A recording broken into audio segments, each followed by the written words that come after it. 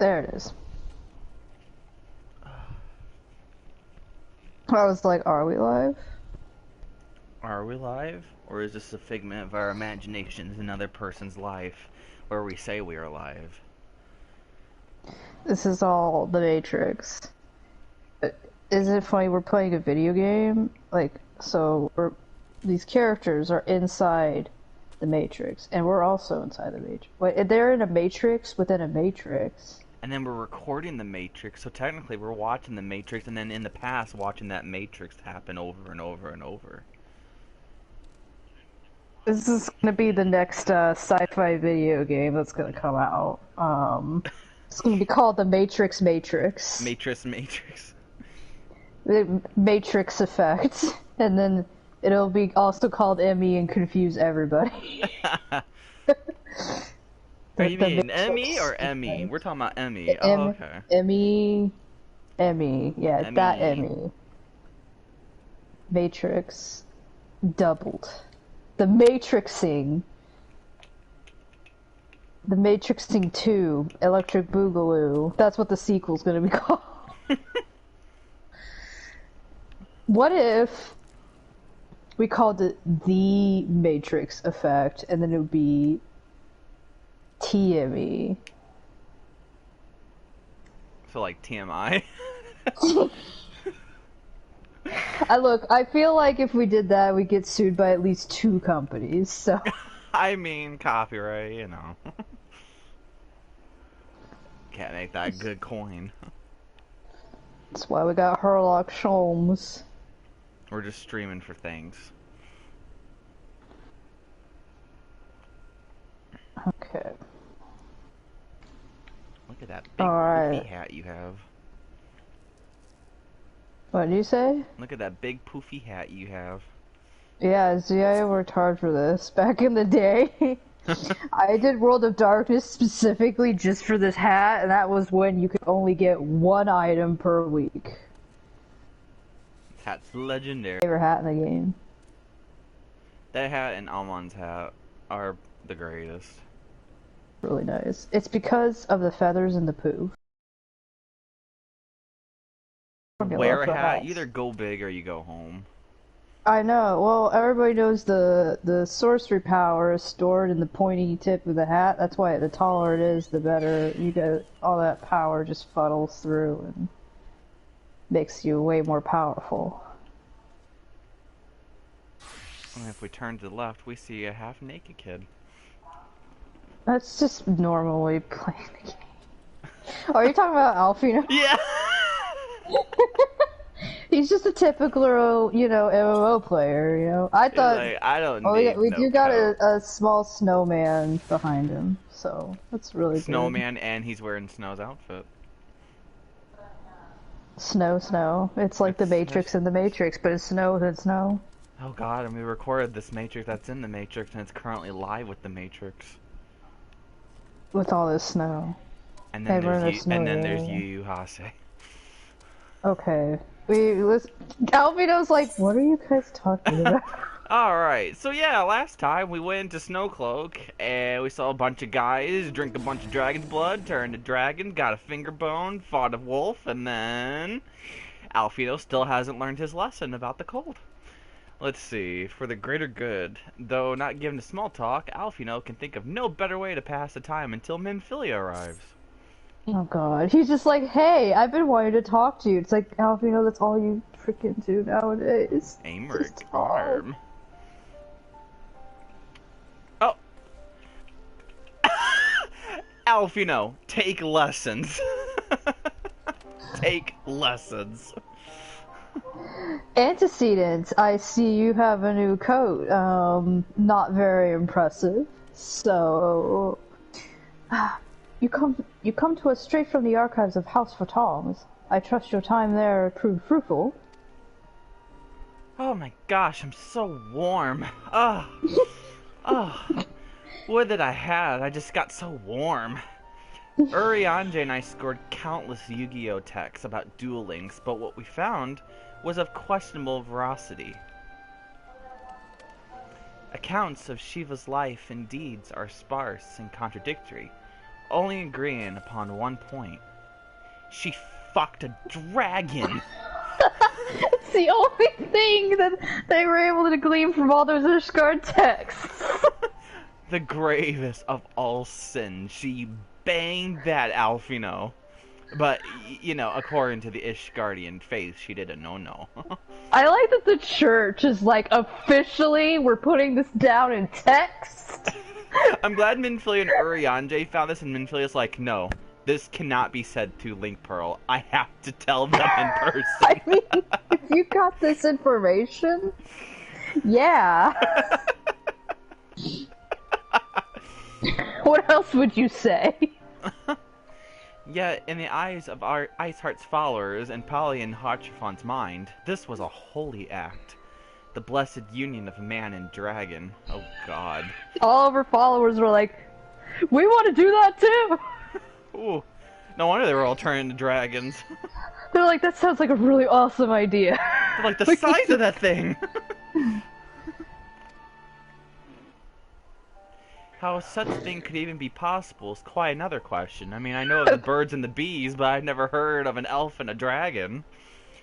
Suffice it to say, I very much doubt that we will find a useful answer in the archives of House Fortoms. We should probably take that health class we missed. So yeah, it's like, are you sure you just didn't read some of, like, Hachifon's fan fiction up there? Like... The Aemeric McGardsmer. Much knowledge has been lost over the centuries. Though in this case, one wonders if it's by circumstance or design. I don't think you have to wonder for too long, Minfilia. It was just a pop in, pop out. You said that Iceheart took a moment to plead her case prior to escaping, did you not?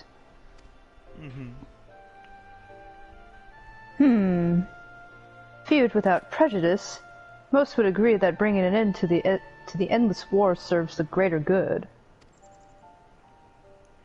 I think Sir Aemeric might take issue with her methods. Aemeric's like, I would never fuck a dragon. I'd have never thought about it once. Not once. I do not care if a few stragglers manage to escape. Until the sappers confirm that the tunnel is safe, the men are not to search it. What sort of voice would this guy have? Yes, Lord Commander. Everyone from Ishgard sounds like that, yeah? Alfino's like, now's my chance.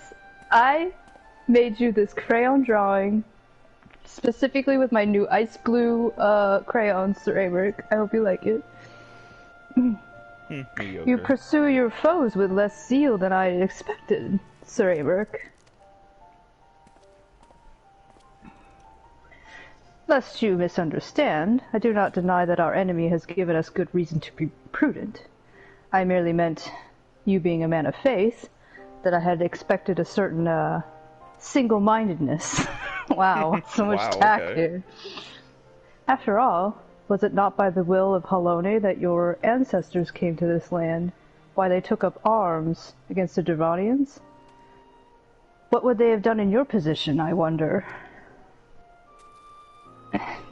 You act like you know anything about our history, kid. Right. There are those who believe that faith is a renunciation of their free will, that unquestioning devotion is required of all who would live a life in service to the Fury. Such righteous fervor may well serve a knight on the front line, less so a leader of men. We are all at liberty to interpret the scripture as we will. I choose to believe that the Fury would value the lives of her followers over the deaths of her enemies. But I would not presume to speak for the Knights of Eld. 'Twas a different time, nay, a different era. The scripture tells us only so much. Would that it told us more. If only I knew more. I have green hair. I have green... Yes, you do. That's very good of you. I would like to give you a commendation for your hair. I also made you a painting. Uh, this is better than Alfino. He's just like walking away like, Good thing he walked away from hearing that. That man is awfully pragmatic for a servant of the Holy See. Wow. A welcome trait at the negotiation table, to be sure. Less so when one's enemies are making ready to harness the power of a god. Mayhap he does not truly believe that Iceheart's plan can succeed. Truth be told, I too remain somewhat skeptical. Shiva was real. A living, breathing woman. Of that there can be no doubt. In this respect, she differs from every other figure to have been summoned, each of whom who was worshipped as a god. The sole exception being good King Mughal the 12th, the myth made manifest in response to the fervent supplications of the Mughals guard. Saint Shiva may differ, but what of the heretics? They are a tribe of outcasts at war with a mighty nation, who yearn for the resurrection of one who embodies their beliefs.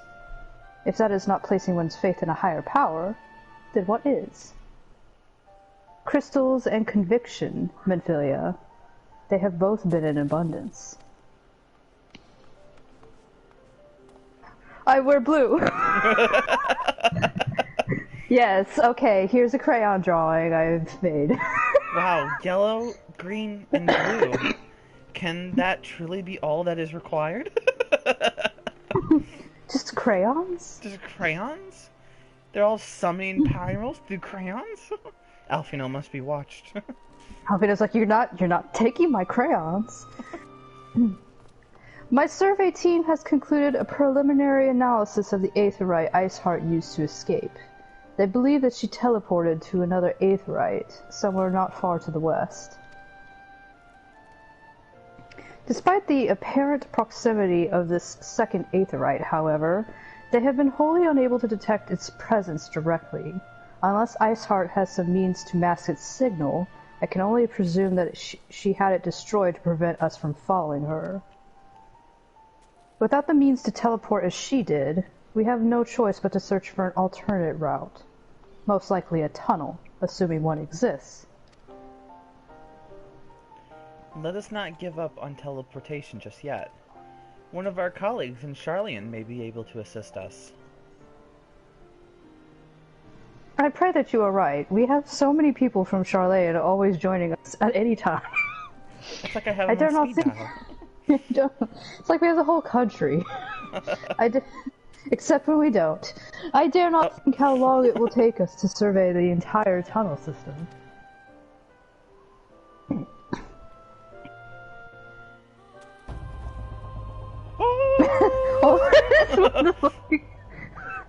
And then it's back to this music, okay. Sure. While Menphilia looks into our Aetheryte problem, I would like to request your assistance with another matter. The third unit is currently tracking the remnants of the heretic force which attacked us. However, the search goes poorly despite our numbers. It's almost like this is a ragtag group of people, not very organized. Coerthus is vast, and Iceheart's followers know the terrain far better than we. Your knowledge of this region may serve to hasten the process. I know you've been doing so many side quests in this area, so you know everything. The sooner we capture Iceheart's followers, the sooner we can press them for their leader's whereabouts. Also, it is admittedly a selfish request, and when is it never? I feel that my braves would benefit immensely from working alongside you. They're kind of losers, and you are not.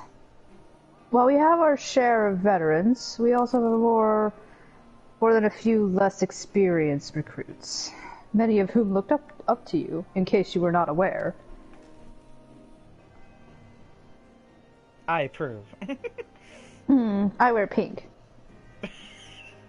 Good. I knew you would understand. Yuya Hase can apprise you of the details. When the task is complete, Come and find me at the observatorium. Captain Ilbert and I are meeting there to discuss the latest developments in his investigation. The Temple Knights shall hold Snowcloak in our absence. Let us leave them to their work. Ours is more pressing. Fuck Ishgard. He didn't even like my crayon drawings.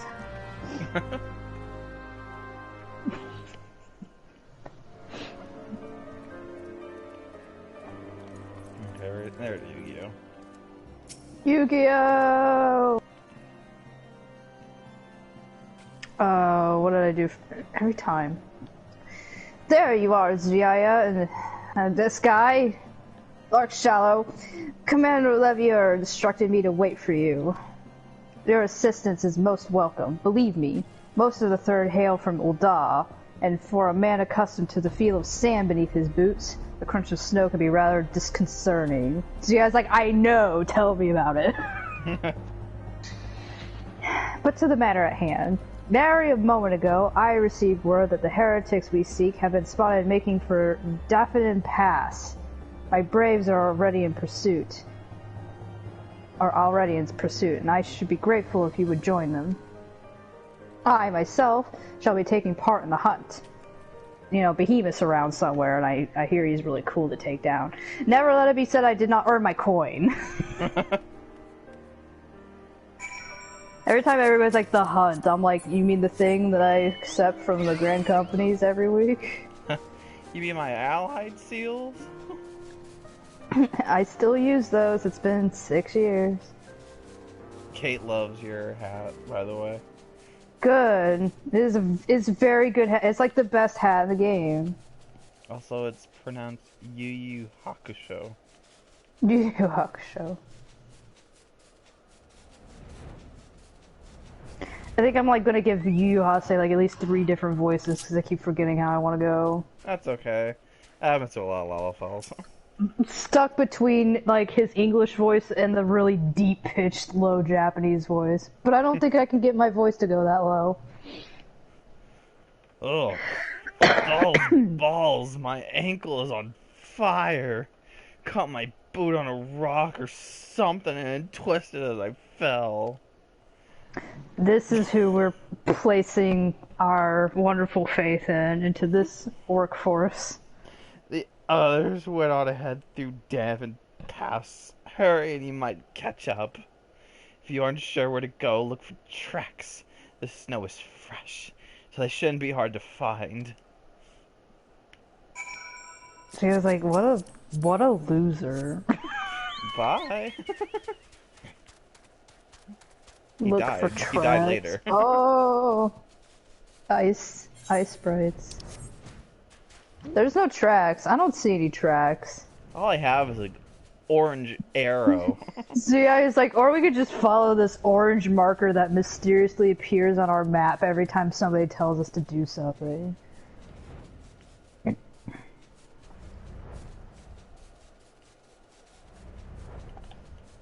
Hold it out.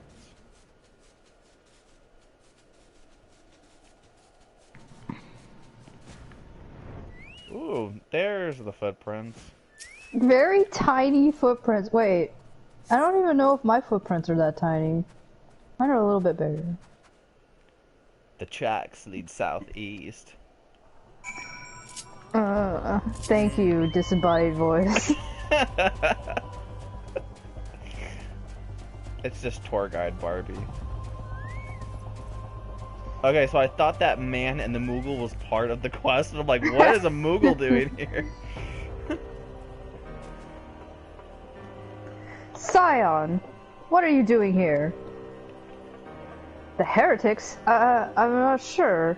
There was a great scaled beast and... Yuhase? I think he went east on his own. The heretics split up, so we did too. This guy is sus. That was a little weird. He's like, there was this thing, and my laundry needed to be folded, so, Oh, well.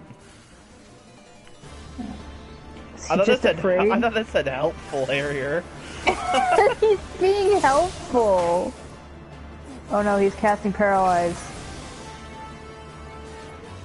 Haha, he didn't get me. Oh, and then he stands back up like, yeah! He's like, I did that. Oh, how embarrassing. If you'd just given me like maybe 2 more minutes, I could have taken them on for sure. I was so intent on following the heretics' tracks that I almost failed to notice that they had doubled back. Almost, mind you. One tried to sneak up from behind me and got a knife in the gut for his troubles. I gave him the good old Uldah shank, if you know what I mean. I thought myself alone, so I started searching the dead man's knapsack for anything of interest. That's also something we do in Uldah, right? Anyways, lo and behold, before his friends found me, I came upon this. It's a dildo.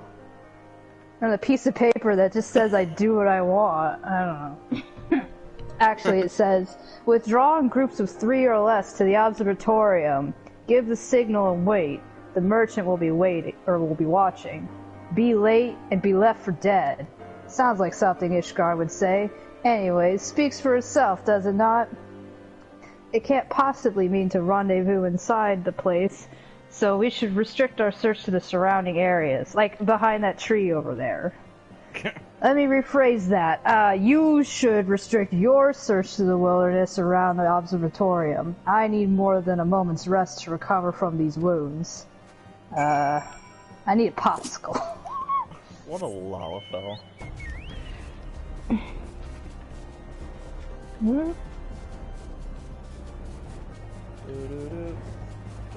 So yeah, it's like once again we're doing all the And getting nothing money from it. only some thanks. Suspicious Kurtham. That's just see, like that's all of them. That's like See, it's mean, like, you're dressed like a heretic, you know? I'm through with listening to your excuses, Jonathan. We leave now. It's like we actually just involved, and we just got involved with 2 people who were eloping. That's all. How?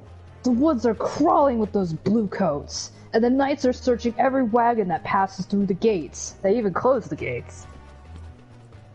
No! You were right in front of us, and now you're away from us.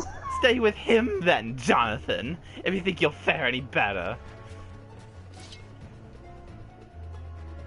Now, yeah, I'm Ilbert, right? Yeah. Now, there's no need for that. Ah, Jonathan, grab my nuts! Later. Oh, God, was I you, Gary? I believe you're you, Gary. I think so. There are places like this in my homeland. Sacred snow-capped peaks where blood must not be shed. I think Coerthus is fair game. Yet, your lands ever thirst for the blood of the fallen, and by your deeds it is drunk deep. That's for sure. No, I have done no wrong. Shut up, Grab some Jonathan. nuts. I've swiped some nuts in my time. I'm kind of a thief. Albert, I don't need to know. None but meet in secret with heretics. Deny it all you will. We shall have the truth from you yet. Inquisitors are not the only ones skilled in the art of interrogation. Damn it all! Damn it, Jonathan! Ugh, we were supposed to elope. Well, I'm glad we got those evil elopers. They're going to be tried at the fullest extent of Ishgardian law. It's like, If you can make it to I... Costa del Sol. Oh boy. Well, fancy meeting both of you here. I presume your work with the Third brought you hither. I don't know what you do all day. I just wait around until you return. What a tangled web. Lest you wonder, I came not for the heretics, but for the merchant who has been conspiring with them. He came to our attention during the course of our investigation into the Ivy. It beggars belief, I know, but it seems our favorite Garlean spy may have been providing assistance to Iceheart. It's almost like these two plots are intertwining together on purpose. I don't know. Well, were it not for the efforts of Lady Yugiri and her shinobi, we might never have discovered the connection. Master Alfino is too kind, but he's mostly correct. He would have been hopeless without us. I fear my people and I have done little to aid your search for the spy. We long to strike back against the Empire and weaken their influence in this land, to prevent the tragedy which befell Doma from reoccurring. The days ahead and the work they promise will acquire a very particular set of skills. Skills which I am fortunate enough to possess. If you allow it, I would accompany you until the investigation is complete. That is a most generous offer, Lady Yugiri, and one which I gladly accept. Thank you. Thank you, Alize.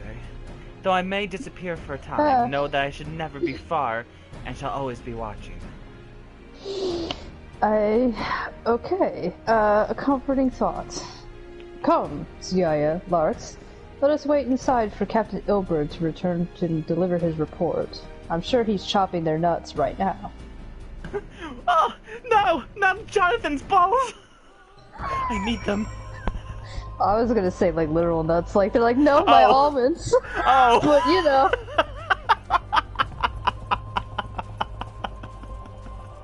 This game got a hard M rating on it now.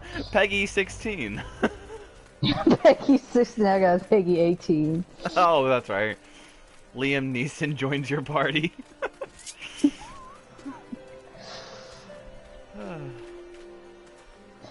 Captain Ilbert seemed confident that the merchant's resolve would swiftly crumble when he pressed on his almonds. That's what we were talking about, right? If so, we should have new information ere long. Press F in the chat for Jonathan. As to whether it will bring us any closer to learning the Ivy's identity, I would rather not say. Given our adversary's cunning, I shall consider us fortunate if we are spared another wild dodo chase. The gods know we have more than enough to occupy our time as it is.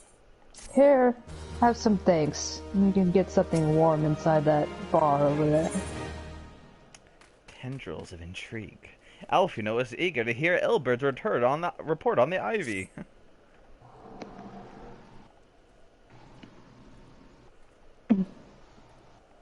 And so I murdered that guy. Holy shit, you did?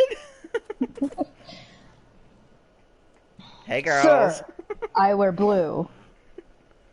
Captain Ilbert, you do indeed wear blue. That's good. Your report, if you will. Aye, Commander. Firstly, with regard to the heretic we captured, I regret to say that the man could tell us naught other than he wanted to preserve his macadamia nuts. And then anything we already didn't know about Shiva. So, yeah, he just said, she fucked a dragon over and over again, so. Yeah, and we're like, yeah, we definitely found that at Hachifon's house. You don't need to tell us that part. We have since handed him over to the Ishgardian authorities, where I think they will just execute him right over there in the snow, so.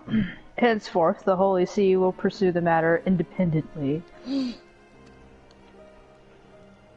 Our inquiries concerning the Ivy, however, have proven more fruitful.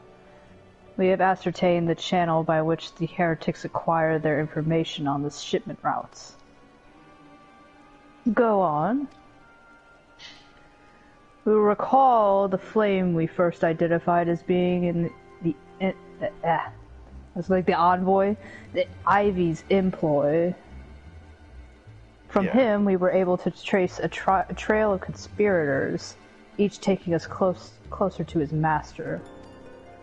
Alas, the trail came to an abrupt end. Fearing that the investigation had been compromised, we took the necessary step of detaining all suspected of conspiracy. We pretty much arrested everybody in the observatory. And there's only 5 people in the observatorium, including that Albert-looking guy over there.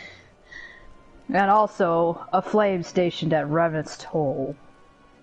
The man's primary duty was to keep an inventory of donations from abroad, peculiars of which he would share with benefactors, thereby ensuring that the needs do not go unfulfilled. By virtue of its role, he was privy to the details of all shipments bound for the settlement. Needless to say, that included those originated from House Fertal. We lost a lot of dildos, sir. Anyways, he knew the precise route the caravan would take, and he sold that information to a merchant.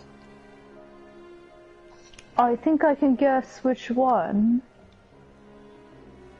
None other. With a little encouragement, he soon confessed to knowingly aiding and abetting the heretics. Well, that is one mystery solved, at least. But what of the Ivy? Are we any closer to prizing off his mask? This isn't Manderville, kid.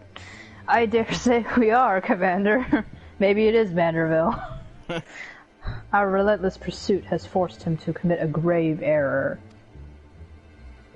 In a desperate bid to cover his tracks, the Ivy resorted to exercising certain administrative powers available only to high-ranking members of the Immortal Flames. If you consider that our investigation is known to barely a handful of them, the field of suspects is greatly narrowed. You mean to say that the agent is among Raubon's innermost circle? Someone who has been with him since the Immortal Flames establishment? Dun dun dun! That's a lot of years! I'm 16, like 5 years is a lot, so... 'Tis the most plausible explanation. The infiltration likely occurred during the company's founding, and the groundwork for the act being laid beforehand. To slip into a position of authority unremarked, and remain above suspicion all these years. I too was surprised, though I really should have not been. Of the three grand companies, Uldaz was ever more vulnerable to infiltration. It's almost like they're built on greed and money.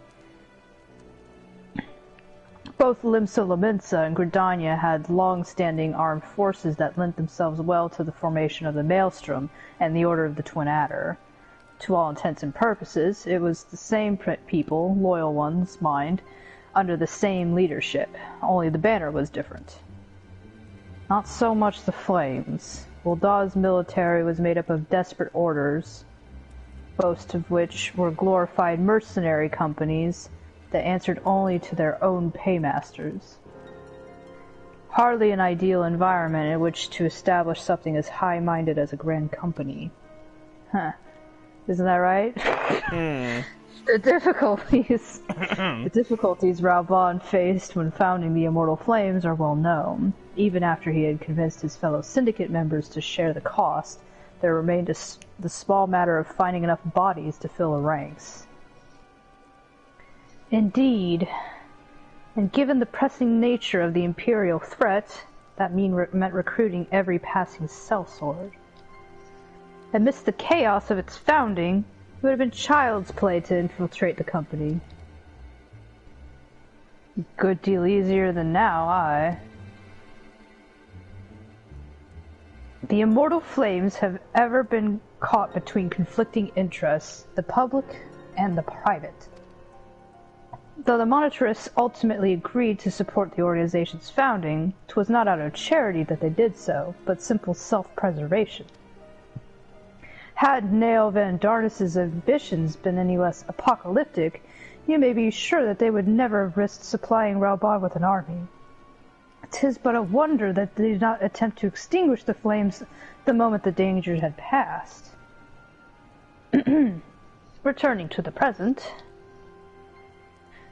Even as we speak, our Doman allies are shadowing several high-ranking flames. Any of one could be the Ivy.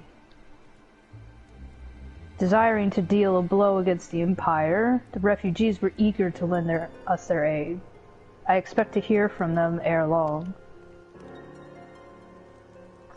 Very good. Pray continue your investigation with the first. Meanwhile, have the second attend to the unrest. The third can join the fourth in inspecting crystal shipments.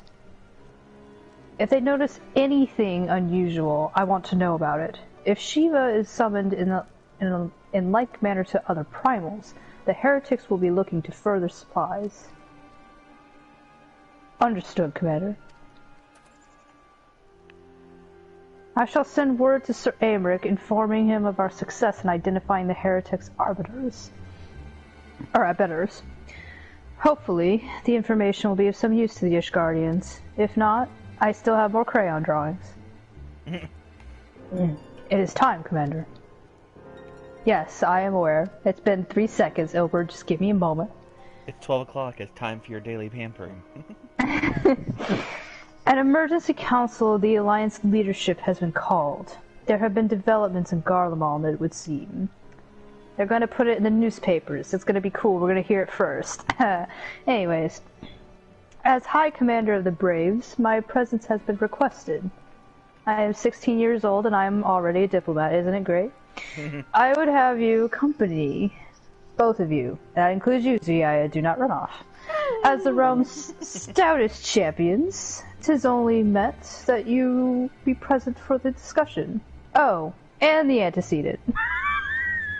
Oh, and the antecedent has already given her consent, lest you worry. She's like, I have it, he just said that for me. Alfino's like, I don't We're need like to ask that, more like in Toy Story, where Andy marks his toys. Like you look under Ziaya and Larx's foot, and it just says Minfilia. It's like I own them, not you. Alfino's like, they're my best friends. They're my best friends, Minfilia. I get to spend time with it. He's just like really oddly possessive of everybody's attention. Mostly the Warrior Lights. Upon the honor of the Crystal Braves, I swear that I shall not rest until the ivy is unmasked and is in chains. Oh, Chains. good luck with that. Chains. Okay. Like me, you were doubtless eager to conclude our business with Iceheart, but until another path to her sanctum is found, she will remain beyond our reach. Minfilia and the Archons are sparing no effort to secure an alternative route. Until such time as they succeed, I suggest we give some thought to the realm's other problems. I shall go on ahead to Gridania in readiness for the coming council. Meet me at Nofika's altar, and we shall make our way to Lotus Stand together.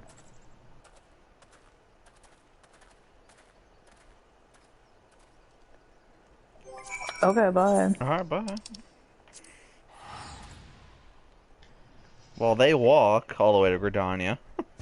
We're just gonna teleport. See, I was like, I can't believe I'm saying this, but I'm glad we're in Gridania. She's like, Gridania's only my second least favorite place to be. See, I was like, I can't wait until we deal with this Shiva business, so that way we never have to go to Coerthus or Ishgard ever again. Honey, you've got a big storm coming. She doesn't know that. She doesn't know anything. Every time she's at Ishgard, she's like, I want to leave.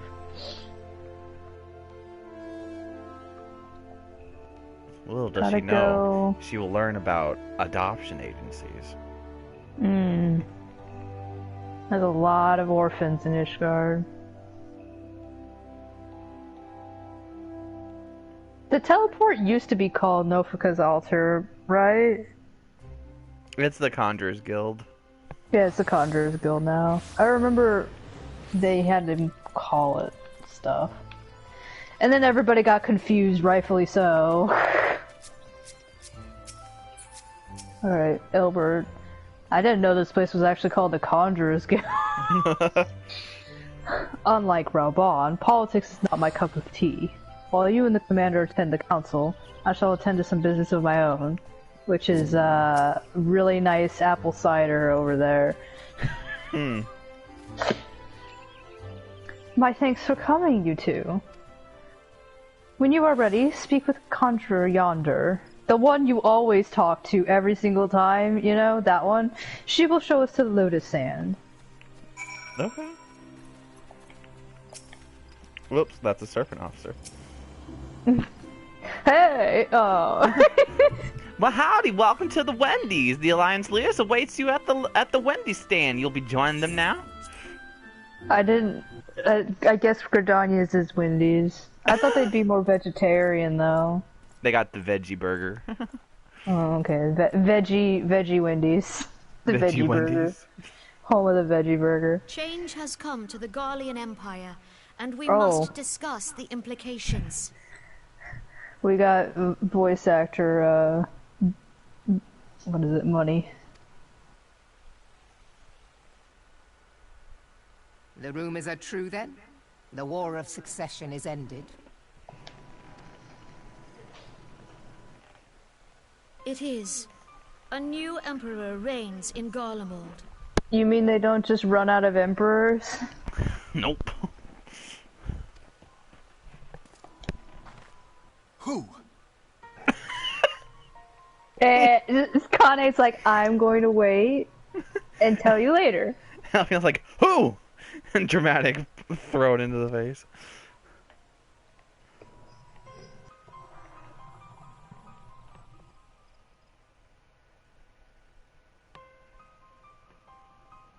The birth and all too rapid expansion of the Garlean Empire is commonly attributed to the strategic brilliance of Solus Zosgalvis, yet he did not rule alone. Several members of the royal household also distinguished themselves during his reign.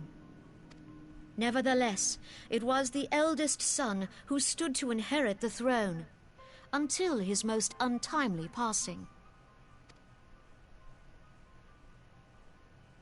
I thought us fortunate when I learned that the Emperor had died without naming a successor.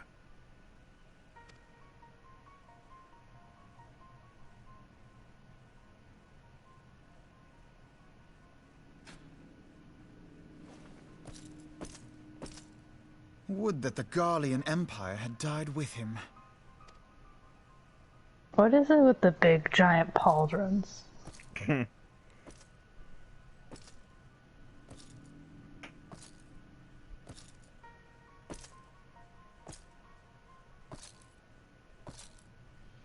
'Twas the grandson and his uncle who had the strongest claims, was it not?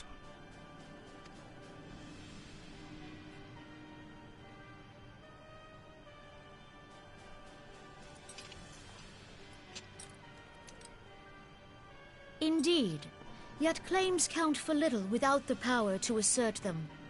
High Legatus Varus Ye Galvus is a respected military leader. Not so his uncle.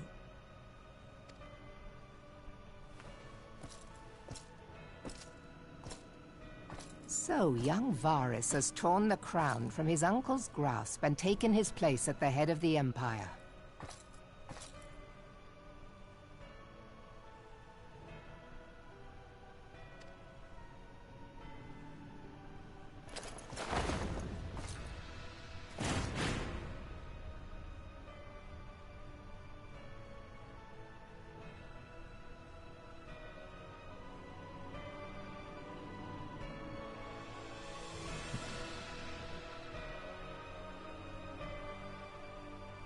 Given the troubled nature of his succession, the new emperor will require time to seal his grip on power. Yet have no doubt but that he shall, for there are none left with strength enough to oppose him.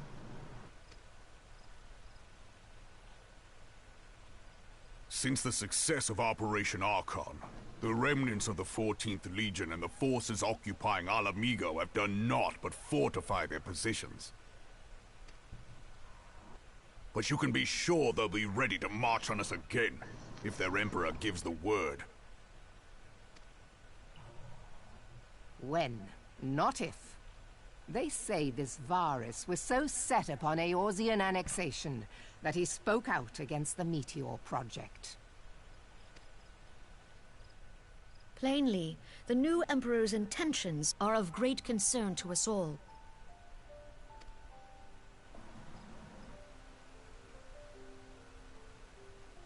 I propose that we set aside the Cartno dispute for the present, and discuss what measures the Alliance might take to prepare for a resumption of hostilities with Garlemald. Moreover, I move that we re-examine the question of how our former allies in Ishgard might be persuaded to retake their place at our side. Could Eorzea but stand as one, 'twould deal a grave blow to our enemy's ambitions.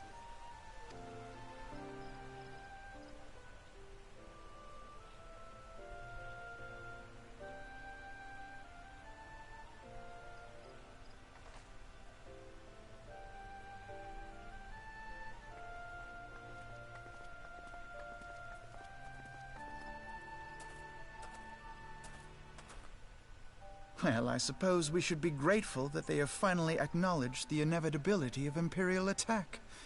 Who knows? They may even do something about it.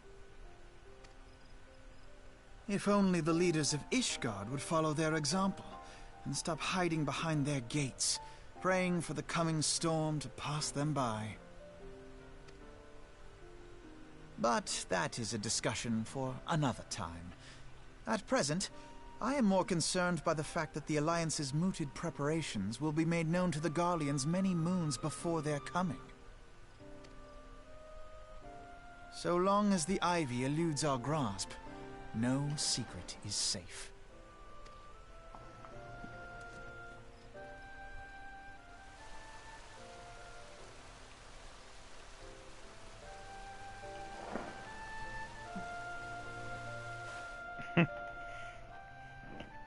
Once again, Alfino being a little shit. If only the Ishgardians would take the same stance.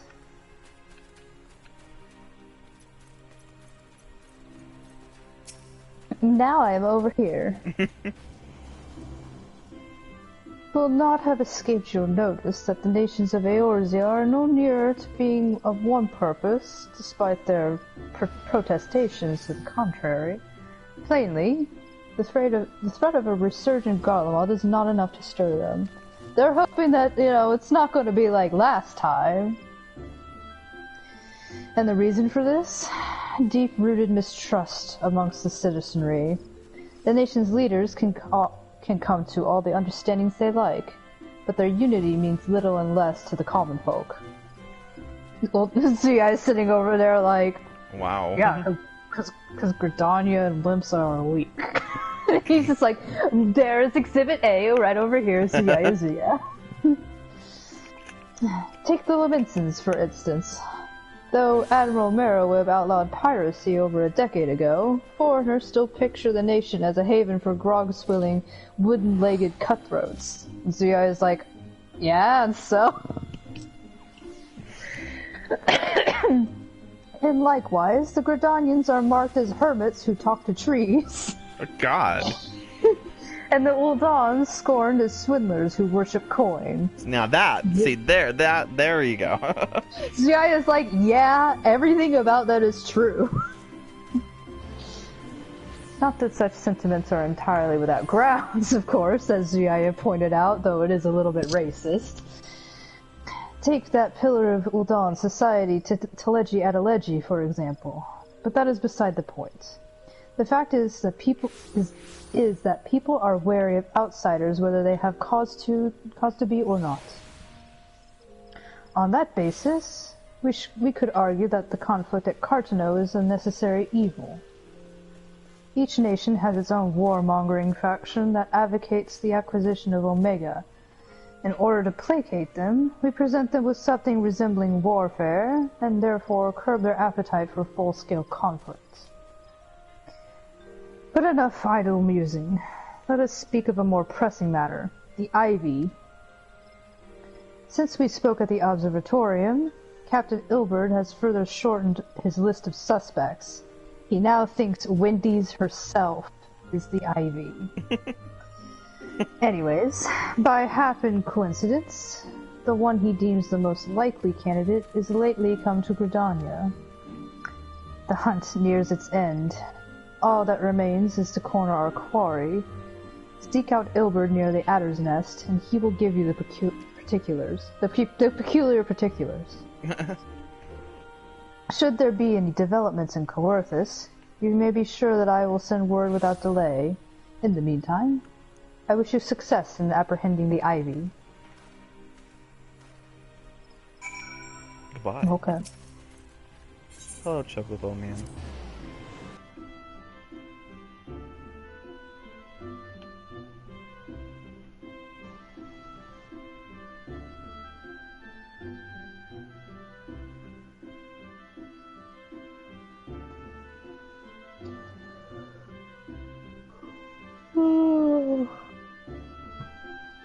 So yeah, it's like, this is way too much politicking.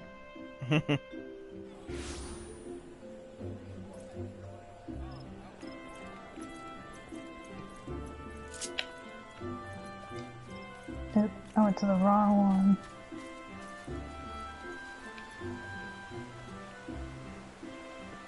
one. So yeah, it's like teleporting, she got like the address wrong in her little scry crystal. She's like, I misplaced an A, hold on. Oh, look who's over here. Miss Aileen Wayu. Flame Marshal. Just staring out at the ocean, at this little waterfall. I'm like, man, we don't get this in Ul'dah. Water? See, it's like she's too tall for being from Ul'dah. Gridanian's lush abundance never ceases to delight me. 'Tis a far cry from the barren deserts of Ul'dah. I smell death on you. And then Ilberd, checking out that Shiva character over there. He's just like, ooh, that hair. Oh, my thanks for coming, Scions. Doubtless, the commander has informed you, but we have unmasked the Ivy. It is this white-haired lady right over here. From this point on, we must proceed with extreme caution. I hope you didn't talk to her on the bridge over there and alerted her of your presence. We're really good at that. Chasing Ivy, Ilber is convinced that he's discovered the Ivy's identity and is preparing to move against the Garlean spy. Gee, I wonder who it is.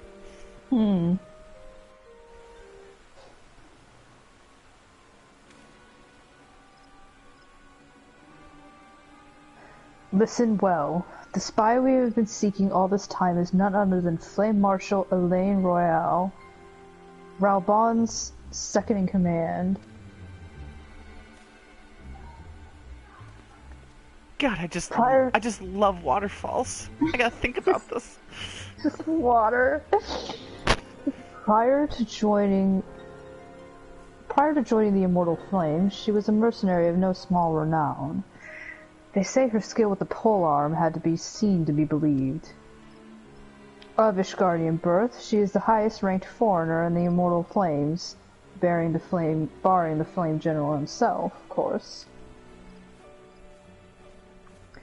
When he informed the Grand Company, Raubon chose people based on their worth. Whence they hailed from was of no interest. The Monitorists saw things differently, however. Having funded the enterprise, they reserved the right to reject candidates nominated for high-ranking positions. And 'twas no secret that they did not favor foreigners, Ishgardians especially. So you guys like, I know, Ishgardians and Ul'dah, fuck. After the way the Holy See forsook the Alliance.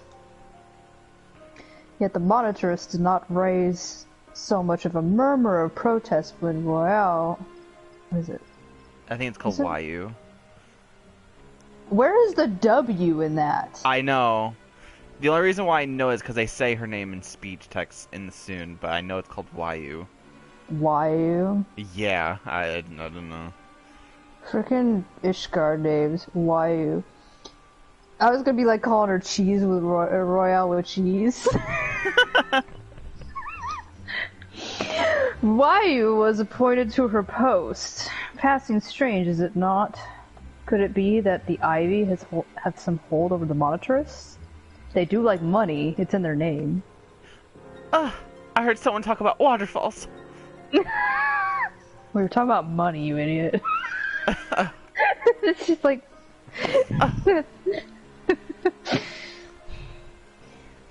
But these revelations are secondary to our current mission. Of foremost interest to it is Wayu's presence here and now. As you may be aware, it is the duty of the Flame Marshal to command the Immortal Flames in the absence of the Flame General. While Raubon attended to the Council of Alliance leaders, she should have remained in the Hall of Flames. The woman has no business being in Gridania, yet here she is nonetheless, on some pretense. She is up to something, mark my words. Even as we speak, I have a dozen men trawling the Flame's records for evidence of Wayu's guilt. But if we can catch her red-handed, we shall have all the proof we need. Which brings me to the plan. I have people watching the city gates. Not Ishgar's gates, these gates. The airship landing and the docks. Every point of egress. She cannot leave without our knowledge. All that remains is to shadow her until she betrays her true purpose. Can I rely upon your eyes, Scions? I mean, I So guess. I guess I have two eyes, I guess. When you have my thanks, which I will give to you at the end of this quest. Anyways, let's go. And take care not to alert our quarry.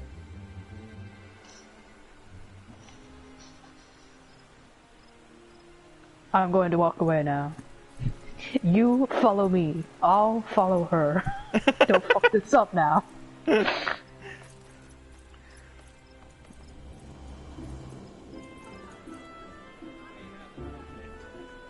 Hey, look, who's over there? It's Eileen Ryu. I gotta go talk to her. No, Lars. Oh my god. Oh my god. It took a long time for the game to have the quest accepted music. Oh, it did. The forest air is so cleansing. I feel like a new woman every time I visit Gridania. Oh, it's good. Yeah, I was like, are we sure it's her? She's kind of an airhead. I'm glad Ilbert's standing right next to the two Jades. He's like, I'm with my babes. It's like they're almost at a photo shoot right now. Like, this is a con. He's just like, can you get our photo, please? I was not looking at more hot babes. No, I was looking at Wayu. She's headed in the direction of the Blue Badger Gate. With me, Scions. We have to travel like Lord of the Rings.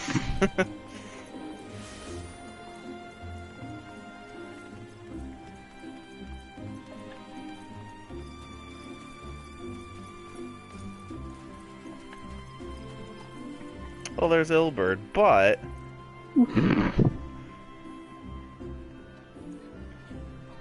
But... I guess there's just Ilbert. we lost her already. Damn it.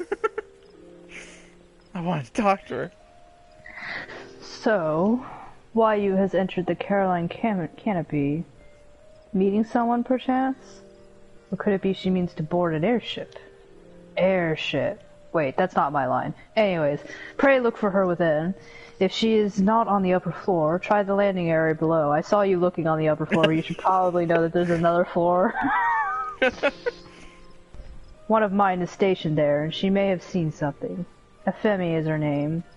I shall remain here in case Wayu reappears. Maybe she's just getting a cider. She's getting cider.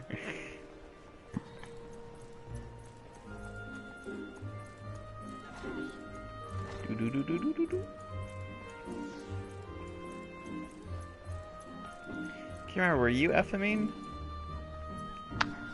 I think you were. Or Okay. maybe I was. She was the one who was like, for the glory of all, or something like that. Yeah, I think it was her. Lark Shallow and Zuyaya Zuya. Wow, can I have your autograph? Anyways, such an unexpected pleasure. What brings you here? A social visit, you say? How pleasant. No, she didn't come this way. I've noted every passenger, and none bore her any resemblance. Well, don't let me keep you, ha! Ha ha! So yeah, I was like, that was terrible. We totally gave ourselves away. I think we gave ourselves away like 5 minutes ago, to be honest. Don't go chasing waterfalls. Oh my god.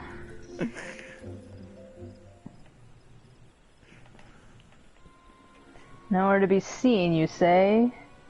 Oh, and you probably shouldn't have gone up and talked to her all those times. Are you sure she didn't board an airship? Huh. Should not come back out either. Where in the seven hells could she go? The waterfall! No. Oh. The roost! Never mind, the roost! How could I forget?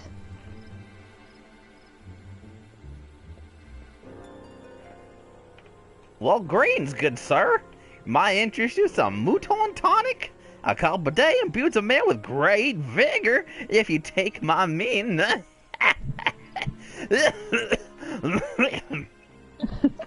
Perhaps another time, friend. My penis is already really large. Wait a minute. That necklace. I was gonna say it's a dildo, but you're not Ishgard, you're a shinobi of Doma. He says that really. You're a shinobi! The woman you seek has left Gardania by way of West Sharpier. She was attired as a merchant, but these eyes are not so easily deceived. You may wish to take yourself to the East Shroud. Rest assured that we shall continue to support you from the shadows. Who wants mouton tonic? Well, thank the 12 for the Domans and their penis-enhancing tonics. Were it not for their unique talents, why you would have disappeared without a trace. Here, that thanks I promised you. Oh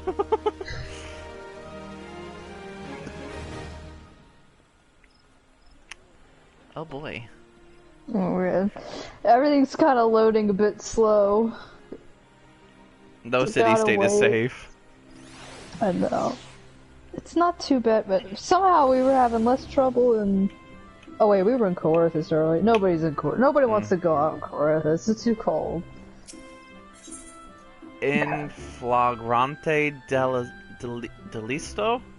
In Flagrante Delicto? Delicioso? Ilber My is eager favorite to... Harry Potter spell. In Flante Delisto! Ilbert is eager to resume the pursuit of Elaine Wayu and stop watching Harry Potter. He's like, gosh, I love Harry Potter.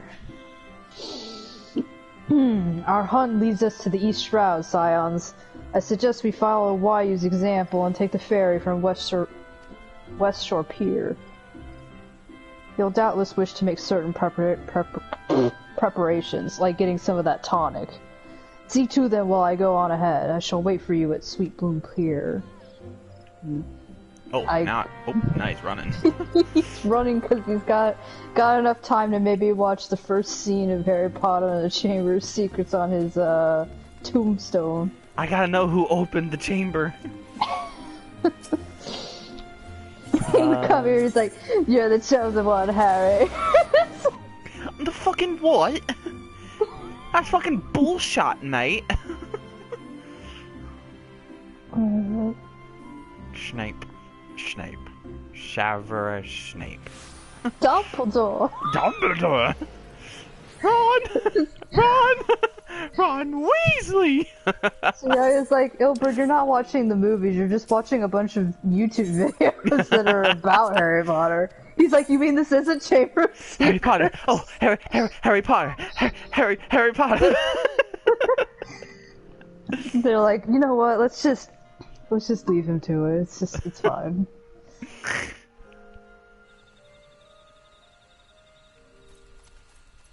Hey, look, it's Ilbert. More like Ilbert. The main character of the story right now.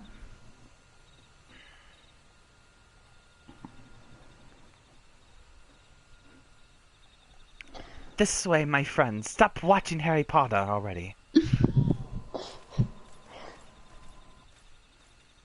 It's his diary in the end. You have to pierce the diary.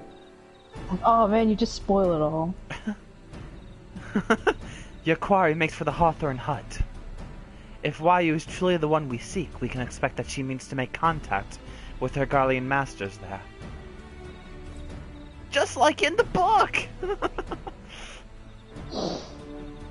An explanation is in order. You are no doubt aware that the Garleans have their own method of communicating over great distances. It's called an iPhone. I don't quite get it either, so... Well, our ingenious friends at Garland Ironworks have provided us with devices which disrupt these communications. and we have installed them around the city-states. They blast Nicki Minaj, I believe, and it distracts them. So, in doing so, we have made it difficult for Imperial agents to correspond with their masters. They're too busy with the dulcet tones of Nicki Minaj. Why, you would thus have no choice but to rendezvous with her Imperial contact directly. Yet, as a well-known face in the Immortal Flames, she cannot move about Thanalan without being recognized. It would only be a matter of time before someone saw through her disguise. 'Tis for this reason, I believe, that she has chosen the Black Shroud for her clandestine meeting. The Elysian are a common sight here. Wow. Oh, wow. And her comings and goings are not like deterring heads. I mean, it's not like Zuyaya wasn't just like, she can't be a little doll, she's too tall.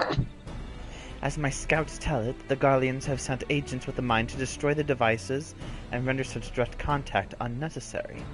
Fortunately, our shinobi have thus far been successful in rebuffing their efforts. You mean they would dare destroy Nicki Minaj? You dare destroy the Queen? This is it. We need only make for Hawthorne's hut and catch Wayu in the act. Like Shiva.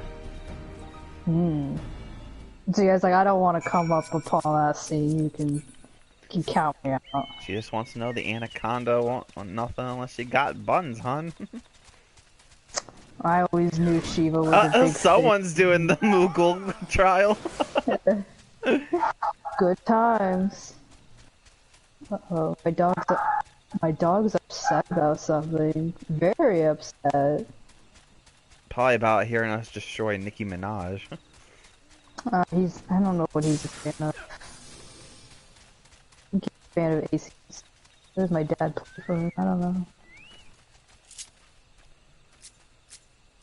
Nice boulder. Have you looked at this boulder? Anyways, if Waki was here, she is no more. We have no choice but to continue the pursuit, which means you're gonna have to keep clicking on us and following us.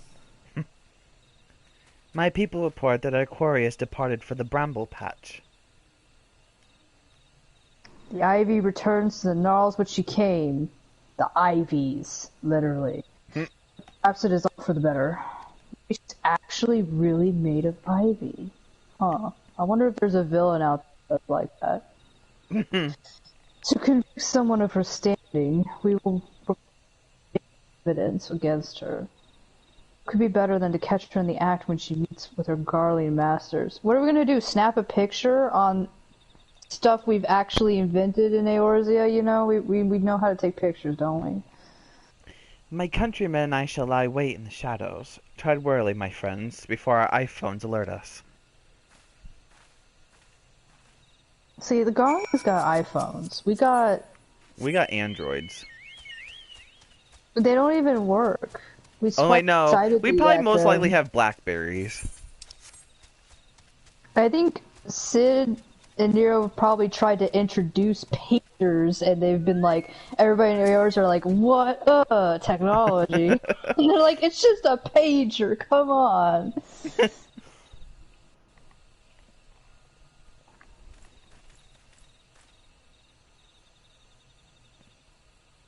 Just beyond, Wayu is in conversation with an individual clad in the manner of an adventurer, an Imperial intermediary, no doubt. This is it! With me! And my large cock. What? Oh, okay, yeah, charge!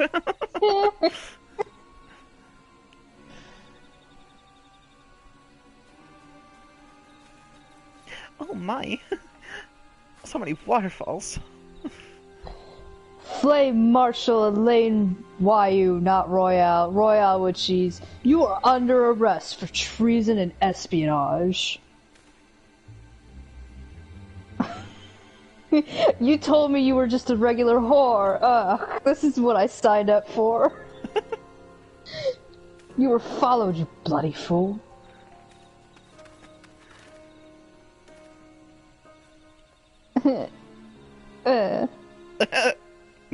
Damnation! I just wanted some Wendy's.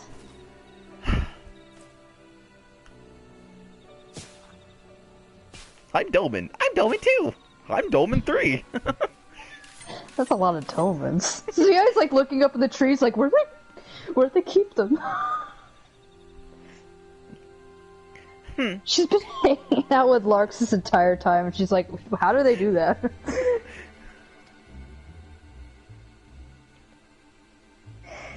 You are unarmed, my lady. It's scarcely guard for battle. But if you wish to fight, you are welcome to try.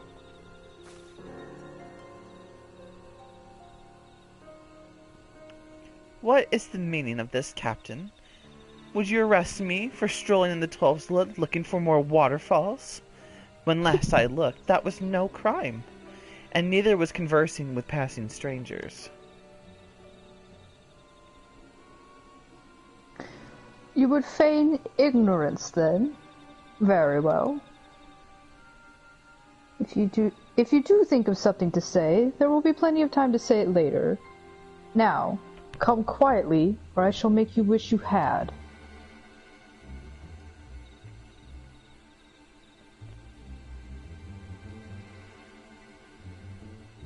I can turn my neck back and forth and look down. Ishgars have long necks, okay? Fine, I will tell you the truth. I never fucked Wayne, I never fucked Drake. All my life, man, fuck's sake. She's a Garland spy, get her! I will offer you no struggle. After all, I have naught to hide. Because if I did, I would menage with them and leave my ass like a cupcake. Because my man's full, Illbird. Because he just ate over there. Oh. I don't duck anyone but tape.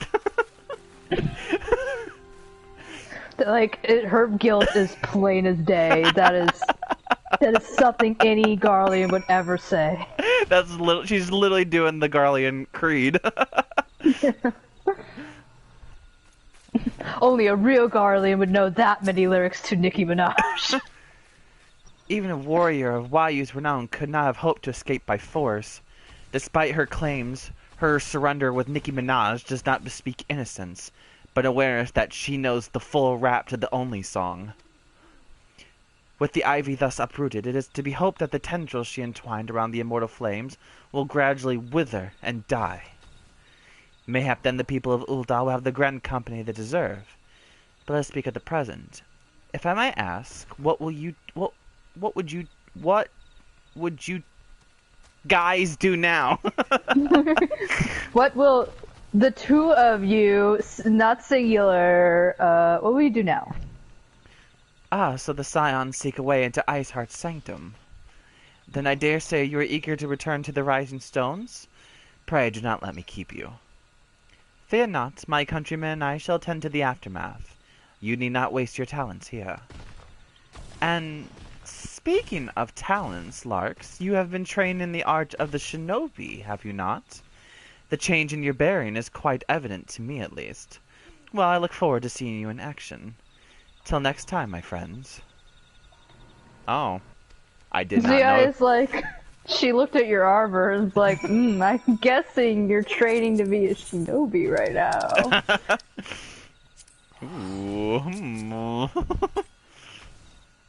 She noticed! Like, do you know her? Is she like your sister or something? And Larks is like rolling his eyes like, you know we're not all related, right?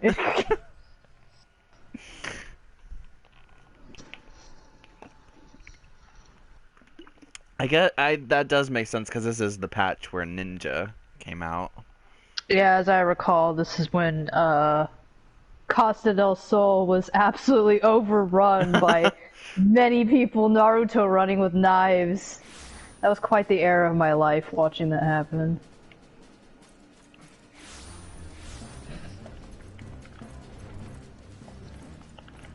Oh boy, is this going to load? Will this even load? Let me in. Oh, I can click on it. I can click.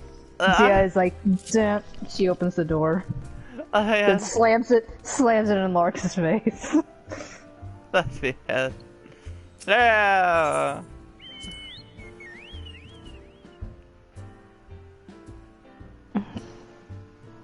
Tataru's. Just a regular day at the Scion's office with Tataru juggling on a chair. You know. Oh, it does look like people moved. Oh, yeah. Tataru, that is not doing your job, by the way. I don't know, it's pretty neat. What do you have to say for yourself, Tataru? Steady. Steady. Not bad, huh? With a little more practice, I could earn a fortune at the Ruby Road Exchange. Okay. Yeah, it's like you gotta be a little bit more naked to. Alvino's like, while Menphilia and the others look for a way to get an Ice Heart's domain. We get like, back their eyes, and still Tataru's like, I can juggle 3 things at once! They're like watching her. Yeah, the Scions are putting every effort into the Shiva investigation. We come back, and it's like they're doing this. Amrick's out there in the cold, freezing his ass off. He's just like, I'm really glad we have the Scions on this. It's just like, meanwhile. Meanwhile, at the Scion's office. Let's see, Papalimo. She cannot be seriously considering it. Life as a street performer should be one's last resort, not their first. Yishtorla, what do you think of this? Tataru has grown beyond childish fantasies of becoming a songstress. Now she aspires to be a legendary street performer. Yishtola's apparently not condoning this. Like, we all encourage people's hobbies. Like, we never said no to Urionje's Yu-Gi-Oh! Stuff, so... What up, Thancred? Well, yes, but Higiri, you're missing the point. The individual doesn't matter. It was a team effort, and I was the one who... Oh. What did you... Well, Higiri, what do you have to say?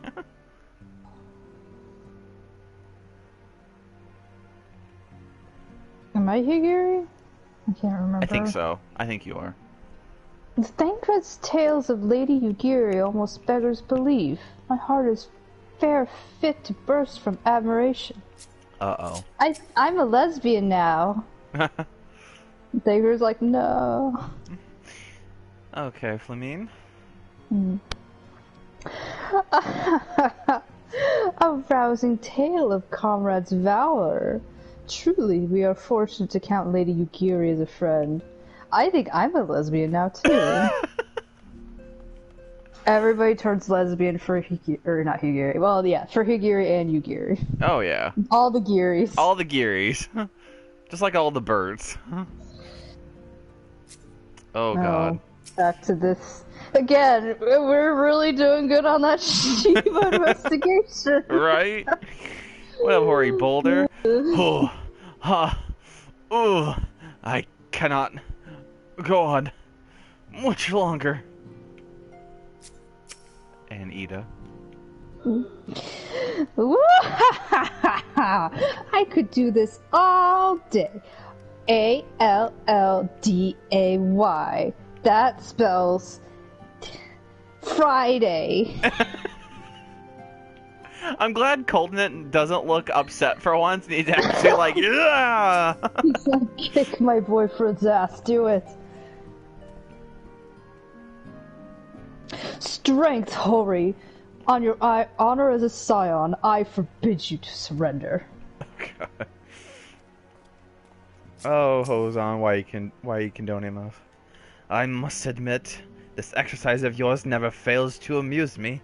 While its movements appear comical, it does seem to be having the desired effect.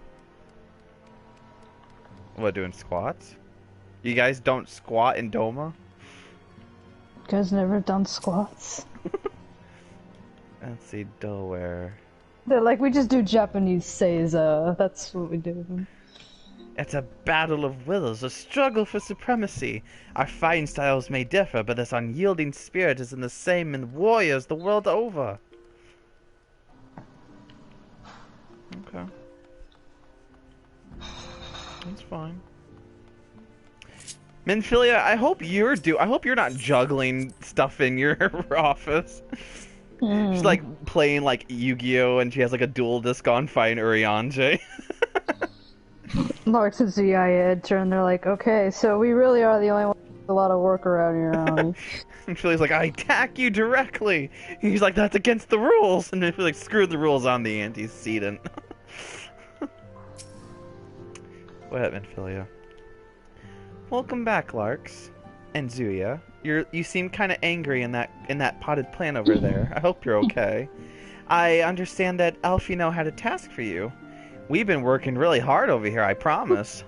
But may I ask what it was?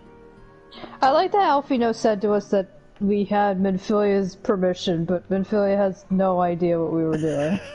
Feels like I feel like Alfino's lying to us. probably. That's most likely. He's like, we don't need Mom's permission, okay? Charges of treason and espionage against Aline Wayu? I can scarce believe it. Could there not have been some matter of misunderstanding?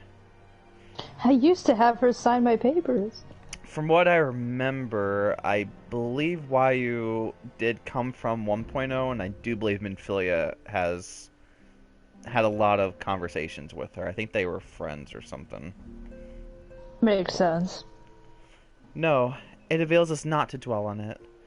Whatever the truth may be, we must trust to the authorities to uncover it. Let's speak of another matter. I am pleased to report that we have made progress in our efforts to find a way to Iceheart's sanctum. Zuya, why are you looking at me like that? She's like, I'm going to have to go back into the cold, aren't I? Amphilia calls it a simple plan, because she's never been one to hesitate when it comes to asking others for aid. Okay, Journal. Enough with the sass there. As you may recall, Iceheart used the Aetheryte in the depths of Snowcloak to teleport a short distance to the west, most likely to a sanctuary of some description. Unfortunately, you can't get to it because you don't have the Heavensward expansion yet. It is there that we suspect she means to summon Shiva using the crystals she stole from the House Fortom's cavern. The heretics believe that they are bringing about the second coming of their patron saint.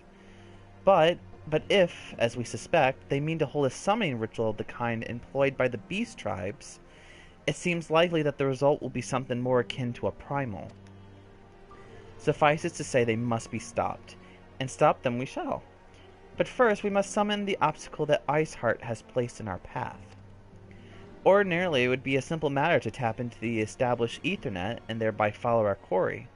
However, despite our best efforts, we have been unable to ascertain the position of the Aetheryte to which she teleported. Our prevailing theory is that she destroyed the second Aetheryte upon arrival. A reckless, desperate measure, but also an ineffective one.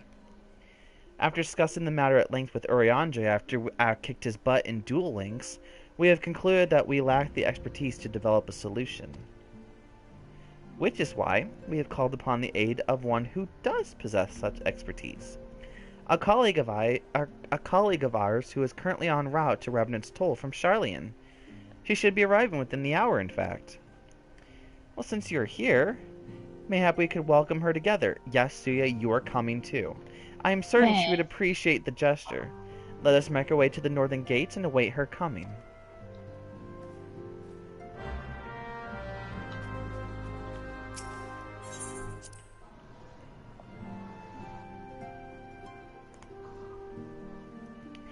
Why don't we ever, like, destroy Aetherites for fun?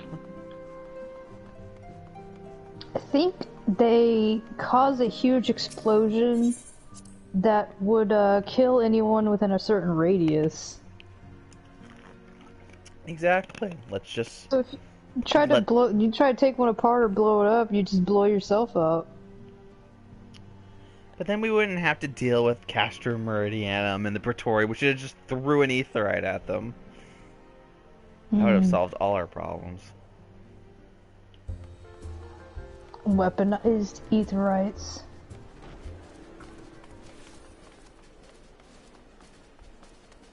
Ooh, flying carbuncle. And a whale that came out of nowhere.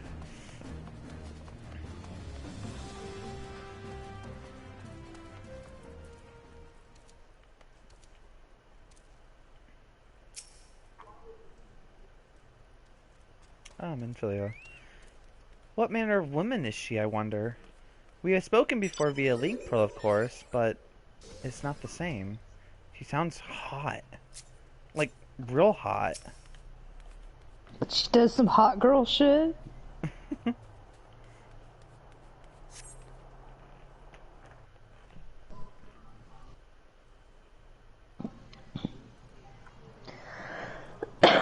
Do you want to do her?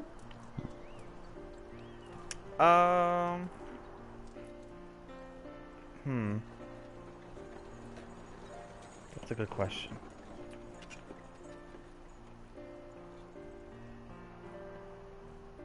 Yeah, I guess I can voice her.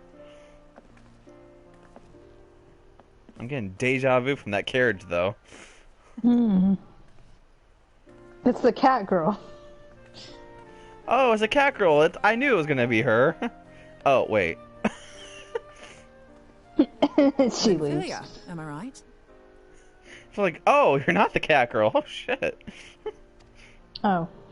None She's gonna other. speak for us. I bid you welcome to Revenant's Toll, and to thank you for traveling so far on such short notice. As if I could ever say no to Urianger.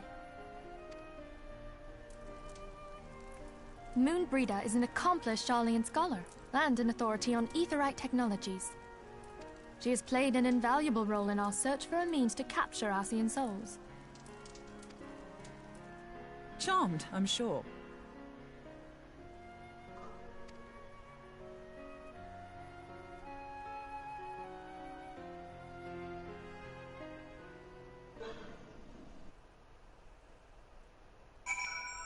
Well, that was a quick cutscene. What up, Moon? They're like, we're running out of budget for the voice actors. For an outpost in an ether-rich wasteland, this place is a good deal livelier than I expected. Just goes to show that you never know until you know. So guys, right. like, you could say that about a lot of things, but okay. What up, Mom? Let us return to the Rising Stones at once. We have much to discuss. Okay, go right through me, I guess, Minfilia. That's fine. Because I don't have time to go around you. I'm in a hurry. She's like, I'm actually in the story, and Alfino hasn't taken my spot. I gotta use it. We have to hurry before Alfino gets here. Before Alfino takes over the entire conversation and tells us all what to do. And Tataru is still juggling. She's got dedication. This is true.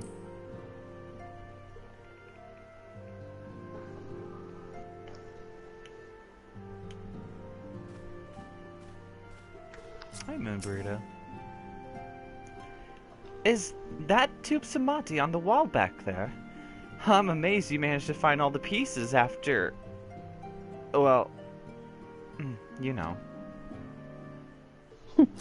The McDonald's incident. Everybody was so hungry.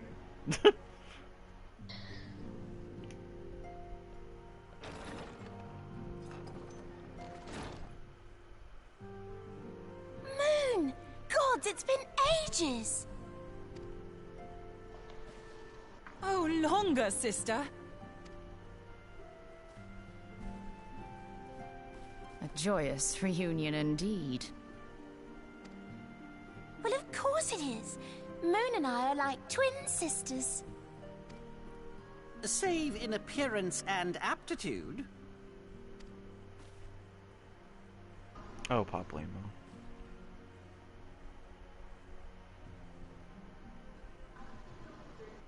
Everyone, if I could have your attention. We have with us an esteemed guest who has come from Sharlayan to assist us. I bid Moonbreeder join us here that she might share with us her extensive knowledge of aetherites.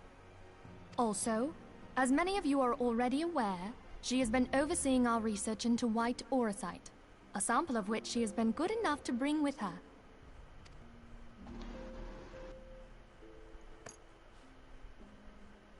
Well, I had to come, didn't I? You'd have to be bloody daft to turn your nose up at a chance like this. Where better to conduct my final tests than a land so steeped in ether you can taste it? Alright, have a good night, Kate. 'Tis plain the passage of the years hath done little to dampen thy youthful spirits. And nothing at all to reform thy youthful manner. Oh, here we go. Uh-oh. Yu-Gi-Oh! Oriange, where in the hells have you been hiding? Unhand me. Unhand me, woman. You're hurting my dueling arm. I come all this way, and that's what you have to say to me.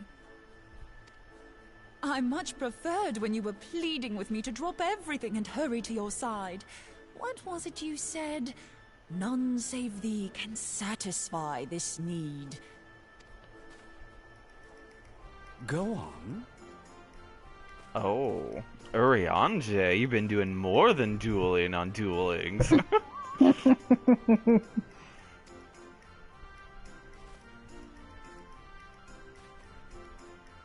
Thine artless attempts to misrepresent mine all too innocent motives do thee little credit.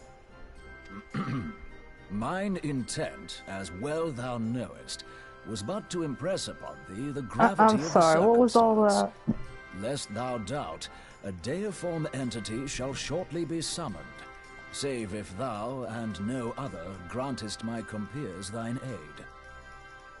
What did you just say? I know, but sometimes You I still can haven't parse found it, what he's then? saying, You're but missing that Aetherite. time, nope. You still haven't found it then? You're missing Aetherite? You're missing We have manhood. not. No. We know that Iceheart teleported to an Aetherite not far from the first. Yet even after careful analysis, we could not locate the second beacon. We now suspect that the heretics destroyed the second Aetherite to impede our pursuit. Our allies continue to scour Snowcloak for Iceheart's sanctuary, but we have no guarantee that they will find it. Yet it must be found, for even now Iceheart prepares to call upon Saint Shiva. I'm sorry, but if the Aetherite's been destroyed, then that's that. Although, you're absolutely sure she used the first Aetherite, are you? She didn't just use teleportation magics? One of our own bore witness to her escape. I can say with absolute certainty that Iceheart used the Aetherite.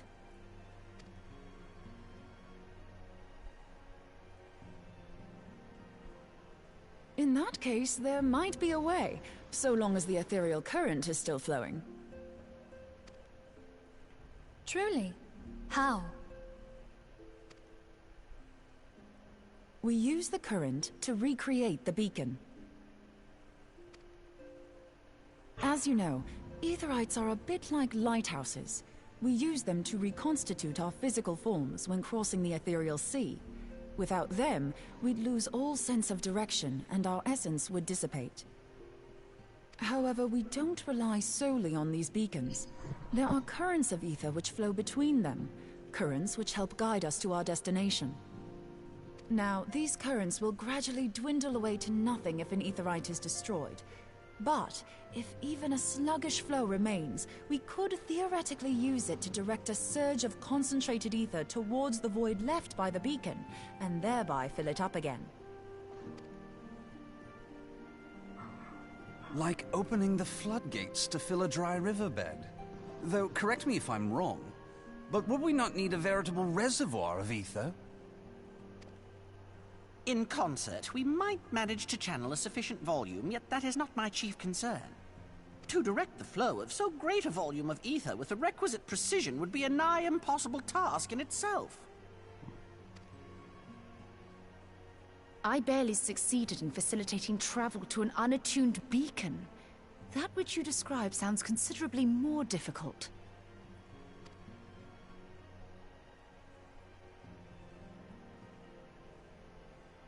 and dangerous. Every person who has attempted to teleport in this fashion has died in the process. They, however, did not have white aura sight at their disposal. I can use it to channel all the ether you can give me into the aetherite. However, white aura sight cannot retain ether for an extended period of time, so we would need to infuse it immediately beforehand.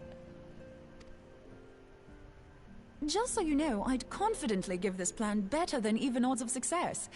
And if the worst comes to worst, your people won't suffer. Though it risk the lives of our best and brightest, we have not the time to seek other options. If the ethereal current still flows, we shall carry out Moonbreeder's plan. That's the spirit. Let's roll the dice.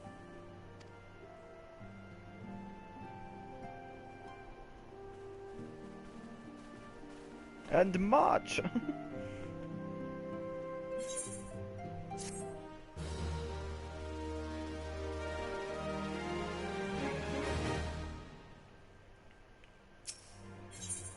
Oh, the instruments of our deliverance. A plan has been devised, and Minfilia would have it carried out with further delay. Oh, without further delay, I mean. You know. I have already informed Alfino, the little shit, of our plan to recreate the beacon in the manner Moonbrita described. He agreed sadly that despite the inherent danger, it represents our only hope of success. He also said that he wished to meet with you at Snowcloak before proceeding. I expect you will find him waiting for you there when you arrive. I want you to know that I appreciate everything you have done on our behalf, you two, and that I have faith you will return to us, as you always have. Don't worry, Minfilia, we'll be fine, I promise. Only Zuya will get hurt, not me. She is like, this is why I don't come on anything with you, you know? Even though she's been on every adventure. Moonbrita is a brilliant and delicate scholar. I would not have endorsed her plan were it not so. Okay. I believe you.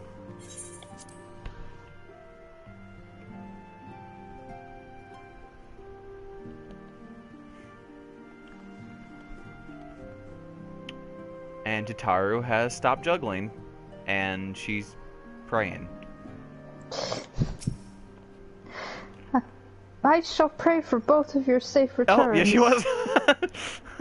I'm no longer having a joyous time anymore, so be careful. Okay, Flamine? 1, 2... Well, I'm counting all these bottles, even though there's not many here.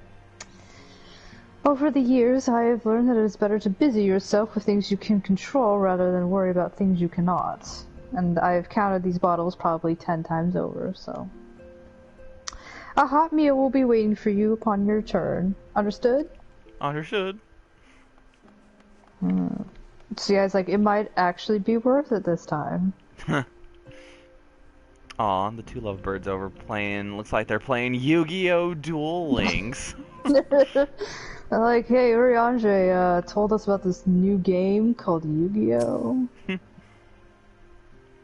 It falls to you and I, Coltonette, to ensure dogs set no foot in the Rising Stones.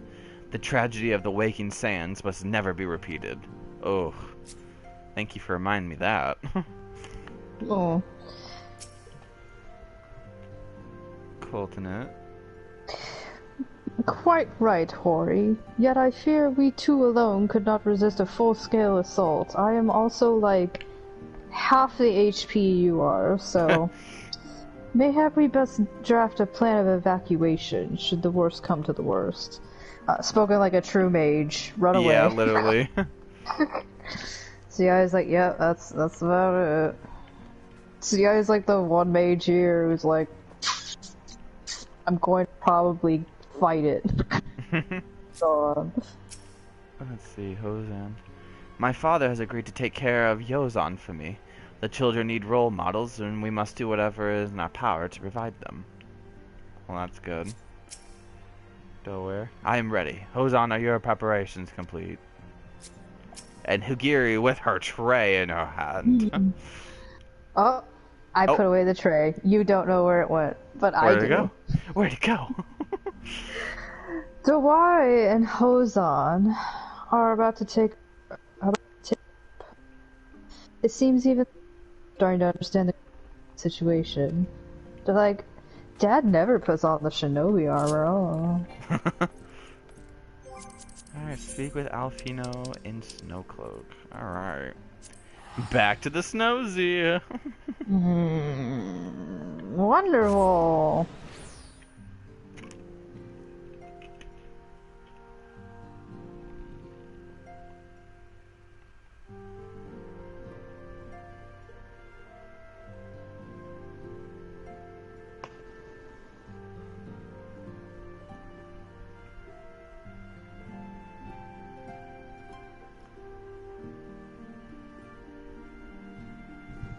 Karthus. Loading. And I loaded into someone who got the triple triad achievement card, and that just... Oh, it's my friend Rin that got it. Oh my god. Okay. Yep. Goodbye, That was sir. like the card carpet. Yo. The Aladdin card carpet. I can show you my cards. Take you wonder by wonder. Commander swiftly hard take down. And now I got this card. All new Swift.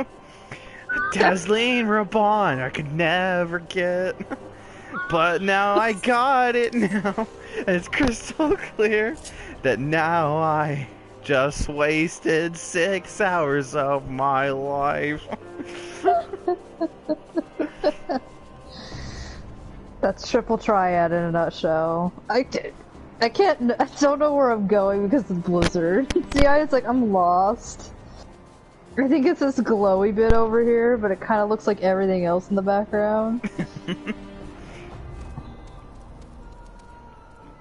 Oh, looks like Amaric and Tacturn Temple Knight are like, damn, it's cold out here, let's leave. Let's go home. Hey, Moonbreeda. Trust in the power of white oresight, Larks. And, Zuya, was it? You scream a lot. And in me, of course. Speaking of screaming... She's upset again because she's cold. Speaking of screaming, Alfino. Ah, good to see you guys. It's been so long since I've been able to talk to you. I was starting to wonder if you were having second thoughts. Captain Ilbert sends his regards, by the way. He attends to the interrogation of Elaine Wayu and Ulda as we speak. But I shall not distract you from the matter at hand. We can discuss Ivy. We can discuss the Ivy upon your return. I trust that, by which I mean to say, the others are waiting for us at the Aetheryte. After you, Scions. Okay.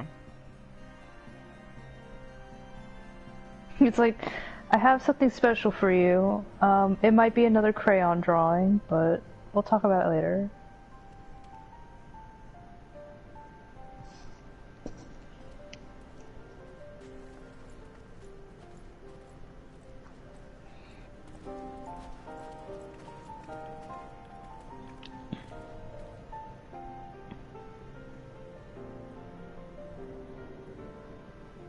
Stick out your hands. Did you watch them? I hope you did.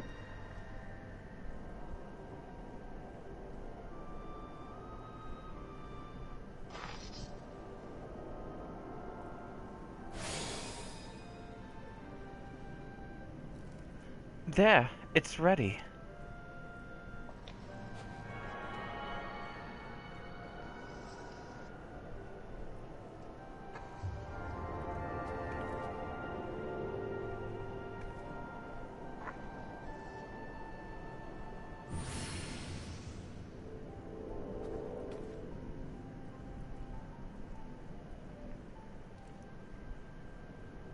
Ha!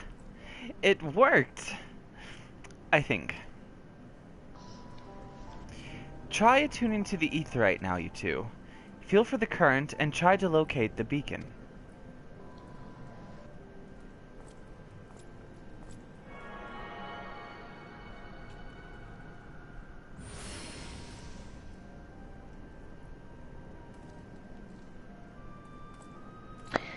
We have done all we can. For now, let us withdraw. When your final preparations are complete, we must seek out the beacon we have created. If, by the grace of the 12, you arrive safely, you must stop Iceheart before she summons Shiva. You do not want to have yet another boss fight on your hands.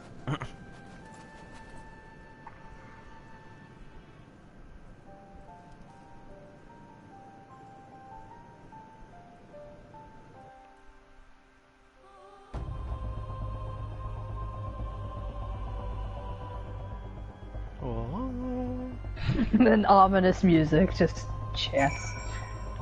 Oh yeah, how else you know? I have more things to say. We cannot ignore the possibility that our actions have alerted Iceheart to our plans. Should that be the case, she may attempt to hasten the completion of the summoning ritual, and if she succeeds, you will have little choice but to face Shiva in battle. Knowing little of this saint, I cannot say if your own strength will suffice, and so I would encourage you to call upon allies.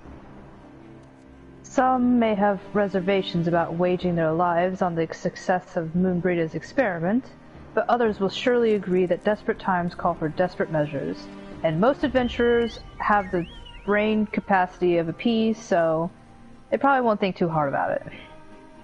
Ah, before you assemble your party, pray speak with that knight. I believe he has a message for you from Sir Aymeric. The message is, we got tired of waiting. Probably. Sir Aymeric regrets that he cannot be in person and asks that I read to you this letter. We got really cold and we decided to close our gates. Ishgard faces an unprecedented threat, yet in our hour of need, it is not her knights who stand poised to defend her. Lark Shallow, Zuyaya Zuya, the warriors of light, the small and angry, the saviors of Eorzea, your deeds this day shall not be forgotten. Where others would flee, you choose to remain. Where others would falter, you rise to the challenge. Where others would use their gifts for selfish ends, you wield yours in service to a greater cause. May Halone bless you with good fortune and see you safely home. If I didn't tell you, I think he's got a thing for you too. Oh, he also left you his link pearl number. It's right here. He It's says to 111 call 1111. It's because Ishgard's number 1. I can never read the. Is it the? I always call it the amphitheater. The Akafa amphitheater. Akafa? The Akafa amphitheater? Akafa? The what the fuck? For as It's long. dragon for what the fuck. What the fuck? The what the fuck amphitheater. For as long as their nation has warred with Dravania, there have been Ishgardians who instead chose to ally themselves with the dragons. Shiva is said to have been among the first, hence why the heretics revere her as a saint. That Iceheart and her followers intend to summon Shiva with the crystals they have stolen is plain. But is this unprecedented act even possible? If so, then Ishgard, if not the entire realm, is in grave danger.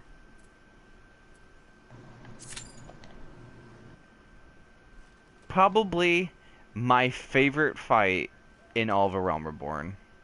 Yep. It's still my favorite boss. I adore this fight so much. I adore the aesthetic. I adore everything. Shiva was my favorite from 10 and then also 12. We're not going to talk about 13. I don't know how I feel about motorcycle Shiva, but yeah, the fact that he mounts them, that's a... Nah, but Final Fantasy 14 Shiva is my favorite Shiva.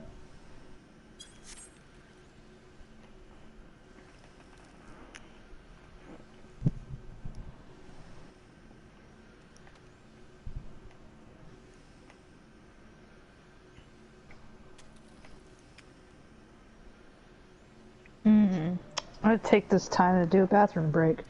Okie doke.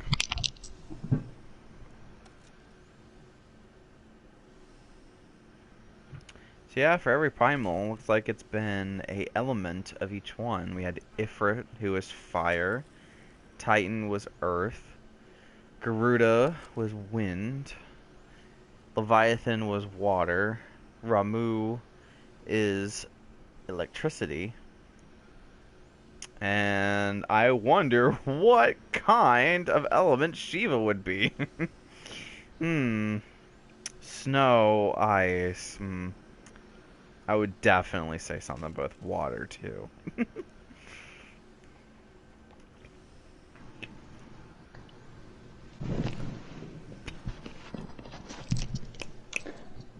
Alright, I'm back. Welcome back. My dog is making squeaky noises down there. Uh-oh. It means he wants something, but I don't know what he wants. Treat, treat, treat. Probably treat. He is communicating to somebody downstairs that he wants something. Oh, I just heard the door open. I believe it was potty time for him. Pee, pee, pee, pee, pee. And then he's like, if I do that, I get treat. Treat. And so it all boils down to treat.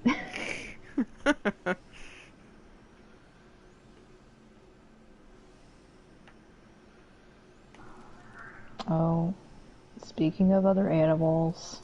Oh, the prince has Here awakened. My cat.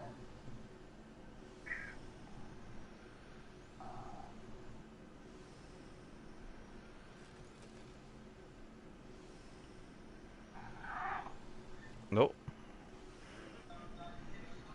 Kitty time. Do you need something?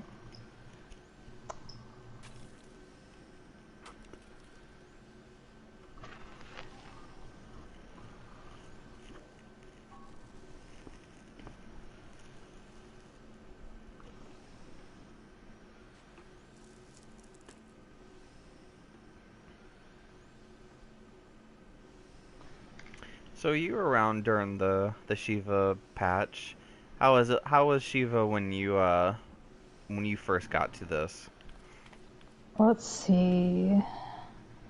You know, I think my most memorable run of any of this was actually my first extreme run. It was the only like extreme that I did just one shot.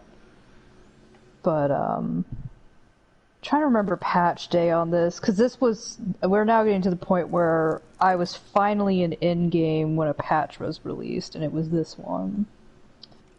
And, but I was still kind of a little bit lowly geared. I think we were still trying to do World of Darkness for gear and stuff. And I can't remember if Ironworks gear had come out around now, or if it was the next patch after. But, yeah, I was busy trying to get high level, because I was like a fresh 50, and, that was before they were giving out just stuff in the main story, you know? So a lot of the progression was unclear because I was behind a little bit. So I was even trying to dig stuff out of stuff like Wanderer's Palace or something. Oh wow. But yeah, I was still like Sprout newbie around this time, just kind of looking around like, guys, what do I do? But I remember being very impressed with what's about to happen. Oh. There she is!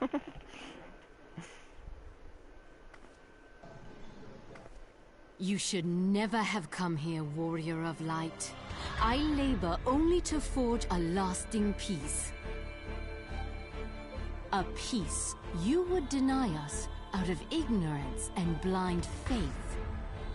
No matter. If it is our fate to be at odds, then it is mine to strike you down. We whom gods and men have forsaken shall be the instruments of our own deliverance. Partake of my flesh. Fill this vessel with your light. Walk amongst your brothers and sisters once more. Oh, Saint Shiva, still the hatred within our hearts and bless us with eternal grace.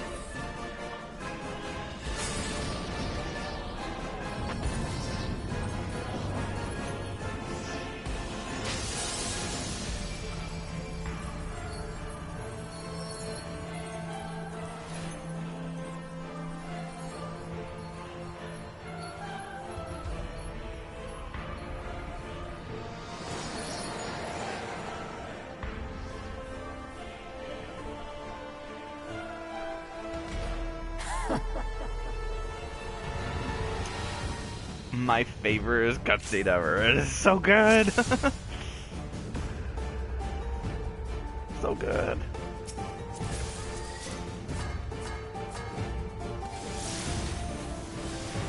She's the queen. I also messed up my opener. Oh, what is your open at level 50? Because mine is just 2 buttons. Exactly, I hit the wrong button. I forgot to do one button, which was thunder.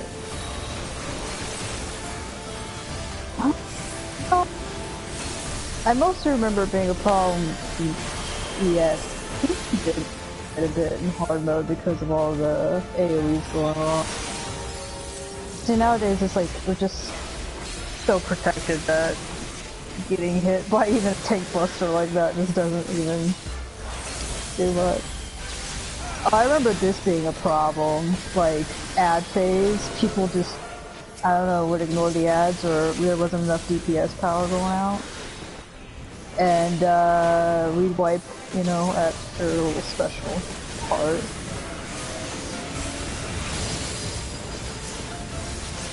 But this honestly wasn't as bad as like the Titan era. Titan was bad. Hard mode Titan, it was very regular to like get into Duty Fighter and have that in there and keep doing time. People either fully finally did it. That was just hard mode, not extreme.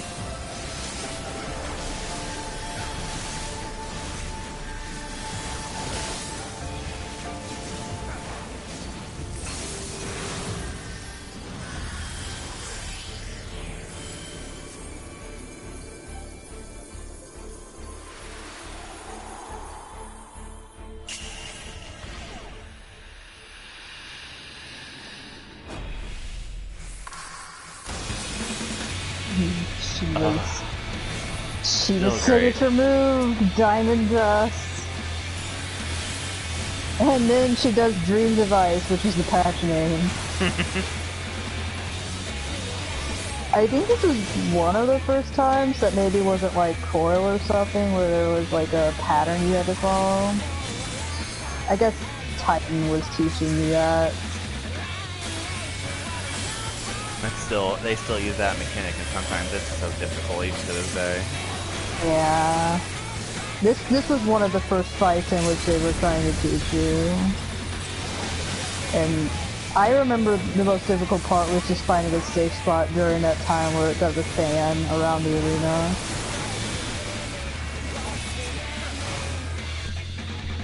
Down for the count, girl.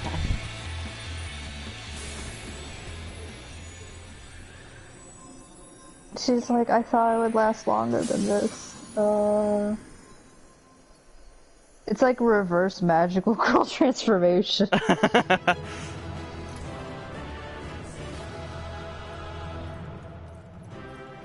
Huh. Those little statues back there. Wonder what that means. Oh, it looks like a symbol of some sort. Sure it's nothing important. Nope.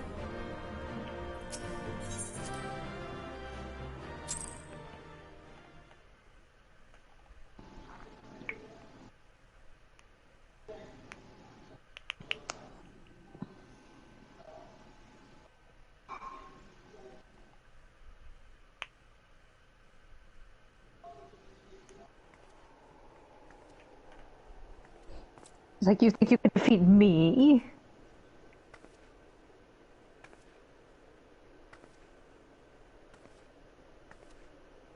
except my spleen does kind of hurt.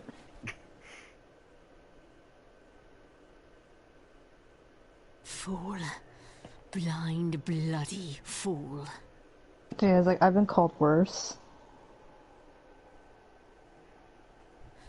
You, of all people, should understand the suffering war begets.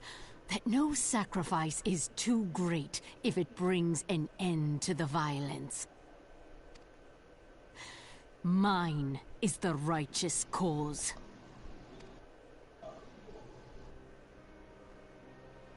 You fight in a war you do not understand. A pawn of liars and schemers. And they are no less ignorant than you, following the creed of their fathers without question, never thinking to ask why. Trapped in a delusion of their own creation, and blind to the truth.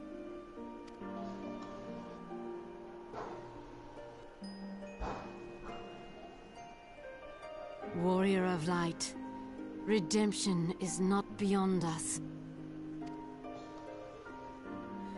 We who walk before may lead those who walk after. Seek the keeper of the lake. See with eyes unclouded.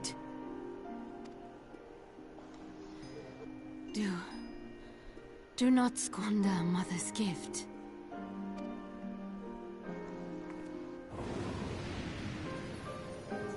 Hear, feel, think. Does she have the echo too?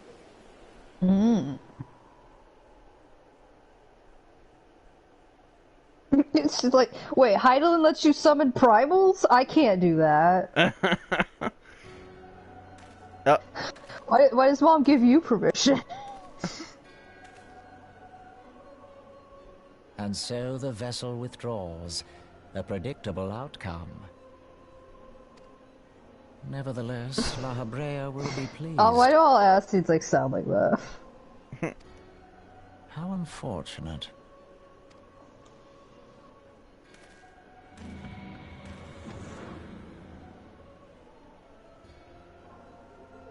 Nabrialis? Okay. Nobody important. He's just one of the interns. See, do you have anything to say, Knight? It's not a matter of trading your eyes, I fear, without for serendipity would have had every tuttle. That's okay. It's over now, dude. He's like, alright, wait, you already defeated her? Well, okay. Yeah, it was gone. 2 minutes. Oh, okay. Well, that was quick. By the 12, you two are alive. I mean, of course you're alive. Why wouldn't you be? So I was like, I'm gonna kick everybody's ass. Iceheart did what? And you're certain about that, are you? Javanians are skilled with glamours, after all. Look, if you say that that's what you saw, I believe you. It's just that I've never heard of a primal being summoned like that before. Okay, I believe you. Are you sure you're not injured? Head trauma has been known to cause hallucinations, you see. No? Well, fair enough. I was only asking. So you guys kind of quiet, so I thought something amiss was going on. She's just like... Road less traveled. Moon Brita remains unconvinced that you have not sustained a head injury. If you ask me, there's naught to be gained from mulling over the implications of your story in the freezing cold. Let's save it for the Rising Stones, eh? I'll get everyone to meet us there. But before that, you had best pay a visit to Whiteburn Front and speak with Alfino. He's probably worried sick about you two. That or he's busy playing with politics with the Ishgardians. Either way, I'm sure he'll be delighted to see you hale and healthy. Speaking of which, you don't have a headache or anything, do you? No? Blurred vision? Oh, no reason. Well, see you again soon. Bye. Don't die.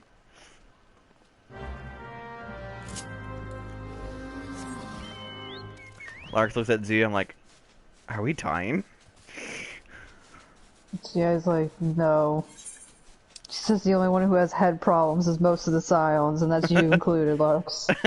The first time Larks went, ow!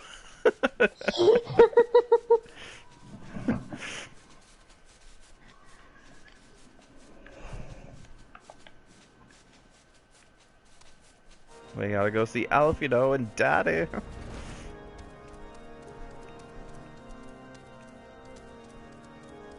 So yeah, it's like, how many times do we have to, like, go up this little tower? Oh. Well, look who it is. Oh, so they didn't really, like, go home. Eric's like, you think we just went back to the fireplace? I don't know what that knight was saying. No. That you stand here now is proof of your mission's success. Praise be to Halone. I'm really glad you survived. I was hoping we might catch dinner sometime. And Taxure and Temple Knight. It is customary to report to one's commanding officer after completing a mission. Jesus, okay, lady. Not that I'm insinuating anything at all, I'm just saying. She just does not want to talk to us. She literally doesn't. What up, Drillmont? I still remember the first time you entered these chambers, and I remember how much of an asshole I was to you guys. Suffice it to say, I never imagined that I would one day be so glad of your return. Welcome, my friend. Welcome. I don't know to take that as a compliment, or just like he just now started liking us. So yeah, he's like, this is why I hate Ishgard. I don't know if they're complimenting me or insulting me. What up, Alf? You know, it seems like you're hanging out with Nkindu. He's like, oh, this green chicken? Yeah, I thought I was imagining things. Anyways. Oh, there they are. And none the worse for wear. Was there ever any doubt that the Warrior of Lights, both of them, could succeed? I think I speak for us all when I say that I should like nothing more than to hear the stirring tale of your victory, if you would be so kind. I stabbed her here, I stabbed her there, Zia flared her there. Then we were too late to prevent the summoning. But not too late to prevent further loss of life. An outcome worthy of celebration. I wasn't joking about that dinner, by the way. Yeah, just, this is for one that we have our Warriors of Light to thank. Yes. You are right, of course, Sir Americ. I will be taking them to dinner, though. You're not needed. We should be content with what we have accomplished. I, for one, could not have wished for a better outcome. Shiva is no longer a threat, and the heretics have been routed. There is the matter of Iceheart's escape, but she cannot run forever. Whether it takes us days, weeks, moons, or even years, my knights will find her. After I've done with all this paperwork, this is why it takes a long time. In the meantime, Lord Dromont, is the caravan ready? The supplies that your men recovered have been prepared for transport, in accordance with your wishes. Rest assured that my knights will see them safely to Revenant's Toll. Of that I have no doubt.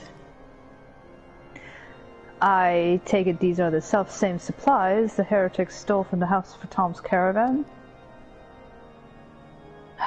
Thus the crystals which compromised the bulk of the shipment, and, some paraphernalia I will not be privy of knowing about officially.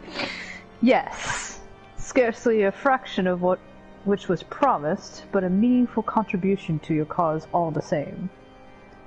On an unrelated note, Larks, Zuyaya, might I trouble you to accompany me to Camp Dragonhead at your earliest convenience? I guess since I can't have dinner with you, so... It's not for my benefit, Alfino, don't look at me like that. A certain lord was most distressed when he learned of your intent to risk life and limb to stop Iceheart. It took half a dozen knights to restrain him, I am told. Oh. Men give vent to their anxieties in a myriad of ways. Pray do not think less of him. He sometimes just gets like this. Sometimes he does 20 of them, not just 12. Sometimes he needs 20 men. Ooh. Emmerich, like, that's a lot of men. I only deal with one. He never comes home and writes. Yeah.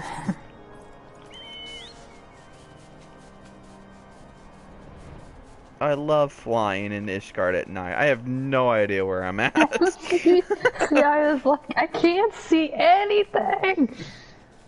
Oh, there's some trees. Oh, thank God. No, you fly off into the blizzard and all the fog, and you're just like, where am I? Everything looks the same.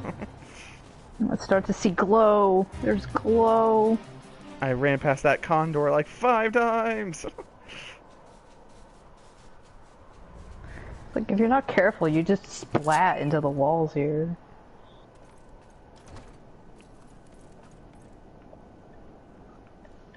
Alfino, you beat us? How did you manage to get through the storm? You don't know how to fly! If our business here is concluded, we should attend to Sir Aymeric in the intercessory. Even Alfino's like, I don't want you spending time with Haurchefant. What were you two thinking? Wagering your very sexiest dubious theory which might allow you to enter Iceheart's lair, knowing full well that she could have sufficient for warrant to complete her sexy ritual to summon Shiva anyway? And then engage in the abomination in mortal combat? By the fury, you two! 'Tis the stuff of ballads, a battle for the ages. Would that I had been there to fight by your side and watch you two. Yet it's like spritzing him like horny, be gone. Yet here I was forced to wait, condemned to wonder at the fate of a dear sexy friend for a veritable eternity, and none of them pleased me. I would not wish such torture on my most hated enemy. But you are here now, and that is what truly matters. Let us move on. Unfortunately, Sir Aymeric wishes to have words with you and Master Alfino in private. That's not fair. He awaits us in the intercessory.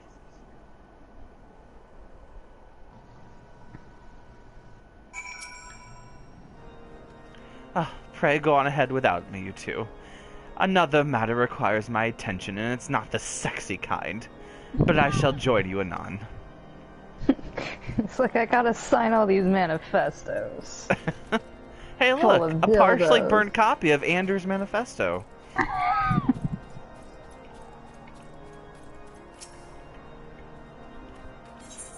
Yes, let me in. I got hot guys to talk to.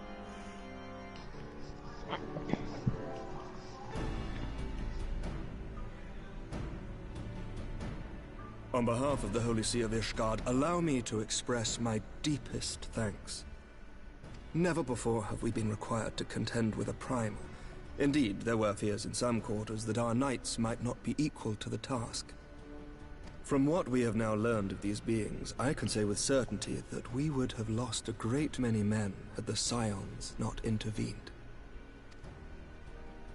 Then the argument for preemptive action should be self-evident.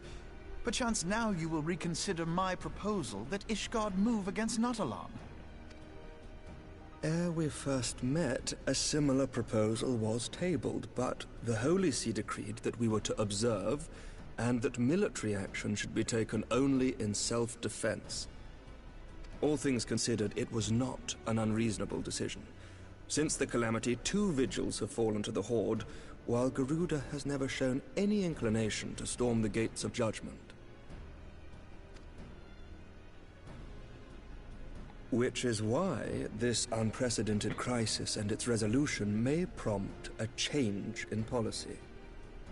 You who have faced these primals know well the threat they pose. Ishgard did not. Not until now. And there is naught like a brush with death to change a man's outlook. At the very least, This should silence any lingering objections to our arrangement with Revenant's Toll. The Holy See may even feel moved to grant us its formal endorsement. So far as it is possible, the Scions shall be compensated for their service. We should be grateful for any aid you can provide. As a gesture of good faith, I shall withdraw my previous request. Your people are doubtless needed elsewhere. That will not be necessary. We, too, have a vested interest in watching Dravania's movements. I see. Once more, I must thank you. Sir Emmerich, if I may, do you truly believe that Midgardsormr could return? The heavens are a window unto truth, but those who interpret their movements are not infallible. I requested your involvement as a precautionary measure. But of course, you sought an excuse to compensate us from the first, mindful of what would happen if Revenant's Toll were taken by your enemies. Ishgard is not wont to aid its neighbors, but that does not preclude it from manipulating them to serve its own interests. Choose your next words carefully.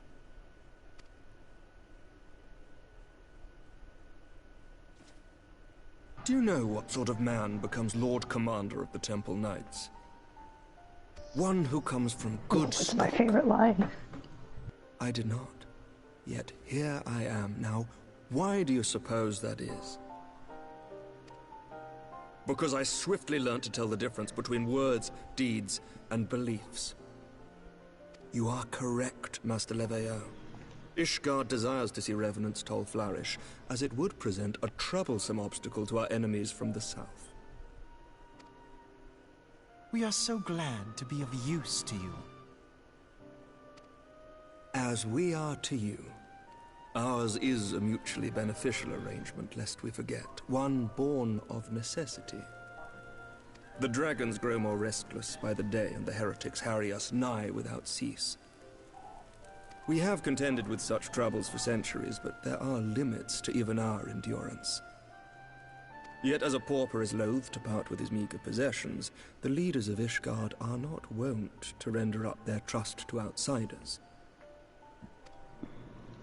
But with perseverance on our part, they may yet be made to see the light. Nevertheless, one must take care when walking the road less traveled. Wise words, Sir Emmerich. I shall make a point to remember them. I must apologize for my earlier outburst. I hope it will not sour our good relations. Not at all. You but spoke from the heart. I trust you understand that at times my duties may prevent me from meeting with you. On such occasions, my second-in-command will speak for me.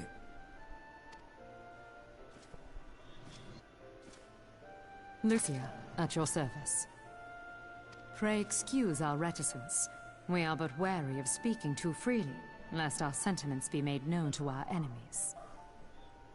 Know that the Lord Commander and I are of one mind. For the sake of Ishgard, and of Eorzea at large, I pray our peoples can put aside their differences. Those who dwell in the past risk losing sight of their future. Should aught befall one of our shipments, pray inform Lucia immediately. You may also relay to her any words you might have for me alone. Not being of Ishgardian birth, she owes no allegiance to any noble house, making her as near to incorruptible as one can find in my homeland. Suffice it to say, I trust her completely, and so may you. Which reminds me, Lord Orchefort, if you would be so kind? Certainly.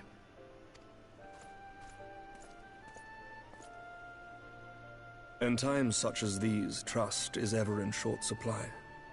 Mayhap this will go some way to rectify the problem. The results of our investigation into the heretics' recent attacks, as well as our interrogation of the merchant you detained. Sir Emmerich, I cannot thank you enough. Think nothing of it. Ishgard may be many things, but it is no friend to Garlemald. Did I not tell you to have faith, my friend?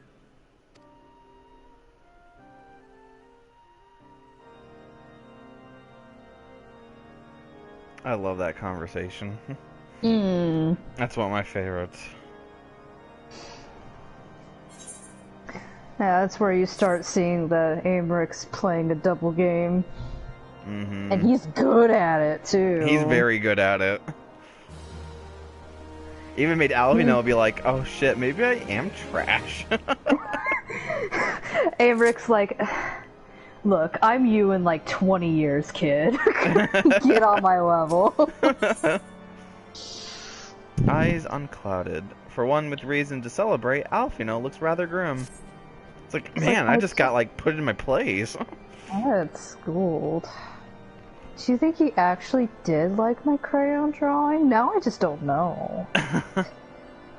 It would seem we have much to discuss with our friends at the Rising Stones.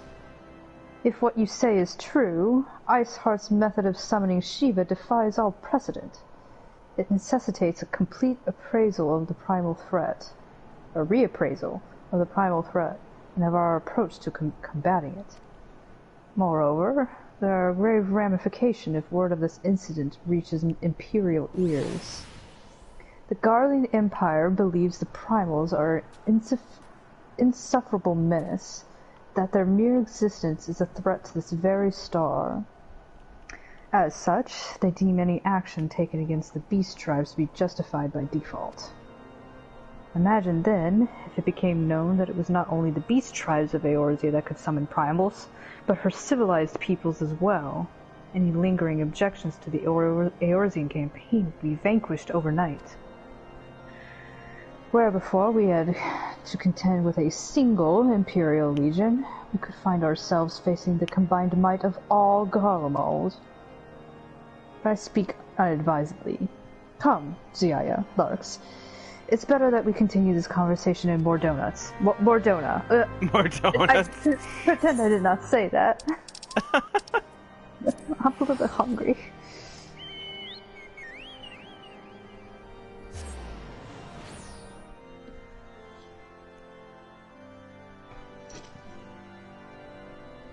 More donut.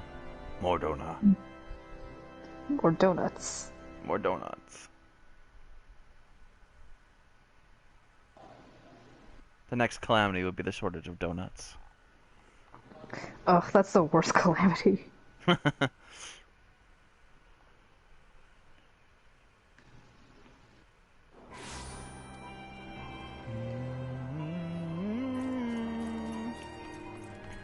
Nothing is loading. Except for that chocobo that went into the door. Was it mine? Yeah! So yeah, it's like, I'm still in here. Man, this makes me want to have a PS5. GG. I almost got a chance at one a couple days ago. Had it in the cart, then disappeared. Aww. That's kind of been my luck. I can get lucky enough to kind of get there, but by the time it's in the cart, it just sells out. Just don't have fast enough clicks. Oh well. Look at Papa Limo kick his little feet. Oh, Suya is already in Minfilia's office. Oh, you're good. I'll quickly say him. Papa Limo, I do not fault Sir Emmerich for being less than forthcoming with his beliefs. Not even the Highborn are beyond the reach of the Inquisition. Dragon Age Inquisition. Y'shtola, true young leaders can be more amenable to new ideas. Then again, their lack of experience and influence can hinder their ability to enact reforms. Tataru. There's little fortune and far less fame in being a receptionist, but one must be realistic. Also, it seemed I was grossly misinformed regarding the average errands of a street performer. Okay, so being a hooker did not work out. What are we doing? I had to skip the cutscene with Minfilia, but I'm back out. Oh, okay. Let's see. Forgive me. I thought I had prepared enough meals for everyone, but the others were most hungry. You said... See, I was like about to cry. You said you were gonna have food for us. I'm sensing a liar. Maybe she was the Garlean agent, not Wayu. Okay, Higiri. Our stocks of wine have nearly run dry. That Charlene scholar is drinking us out of house and home. Oh, and Thancred's drunk. No surprise. Surprise, Thancred is drunk. Hey, I just gotta say, you're a pretty, you're oh god. So yeah, it's like getting out and spray and just like, I don't know, is it ethical that I just start spraying him down with water? Oh, Moonbrita. Trying to tumble the table now, are we? Don't give up yet, boy. Ida, line him up. I think at this point this constitutes as alcohol poisoning. I think so. Ida, are you condoning this? What you two do is your own business. Don't say I didn't warn you. Oh. Let's see, Hori Boulder. You're also drinking. Oh, calm yourself, Covenant. It's just a little ship after practice. Clear shot to cop fishing in. He's like, I'm not letting you be Thancred. Oh no, he's slurring. A sip before practice, a sip after practice, and all too often a sip during practice. I do believe Moonbrita is having quite the bad influence on you. You are sleeping on the couch tonight. Literally. Alright, Minfilia, if that is your real name.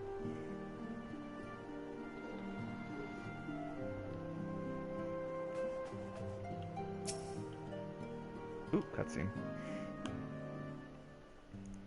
Words cannot well express how glad I am to see you return They to got us voice acting hale and budget whole. again. She also did a weird thing with her neck. Oh, you're over this side. You're not in front of my desk. Oh, give me a second. My neck needs to freak out. Needless to say, I am most eager to hear your account of that which occurred in Kurthis, assuming you're ready to speak of it. Excellent. I shall summon the others at once.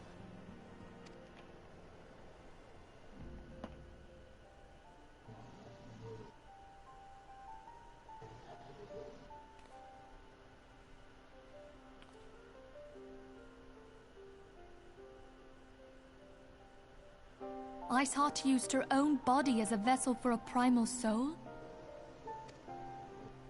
Master Louisoir's writings make no mention of such a possibility. Can we be certain this entity was a primal? I guess no one told them about Coil. Nope. Oop.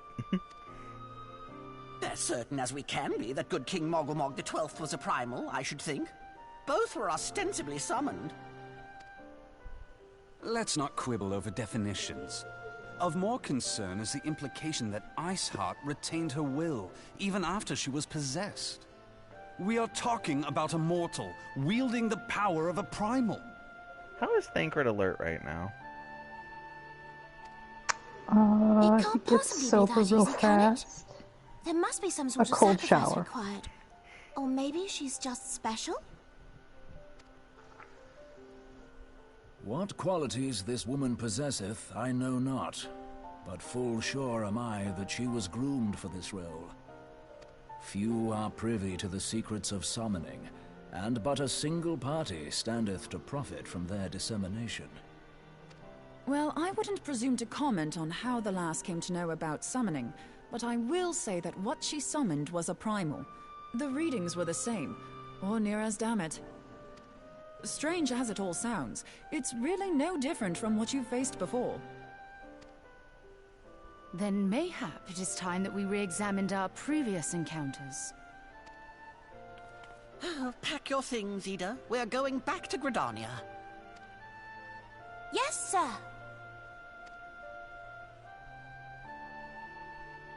About Iceheart's final words to you. Hear, feel, think. Hydaelyn speaks to her as well. If Iceheart is blessed with the power of the Echo, she will doubtless have used it to further her goals. Or could it be that it was a revelation granted her by the Echo which first set her on this path? She did say that the Ishgardians were blind to the truth. Do you think she has knowledge of the origins of the Ishgardian-Dravanian War? It would do much to explain her unwavering conviction. Did not the Lady Iceheart implore thee to seek the Keeper of the Lake?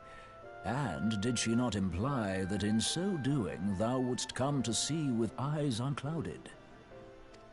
Midgard-Zoma was a king amongst kings who reigned for centuries on end. But he is dead and his wisdom lost to the ages. Unless the Ishgardians' fears are well-founded. It would seem we have yet another reason to stand watch over the Keeper of the Lake. For a mercy, we are well positioned to do so. Iceheart, Shiva, Ascians, and Midgard-Zoma. I shudder to think how they're all connected.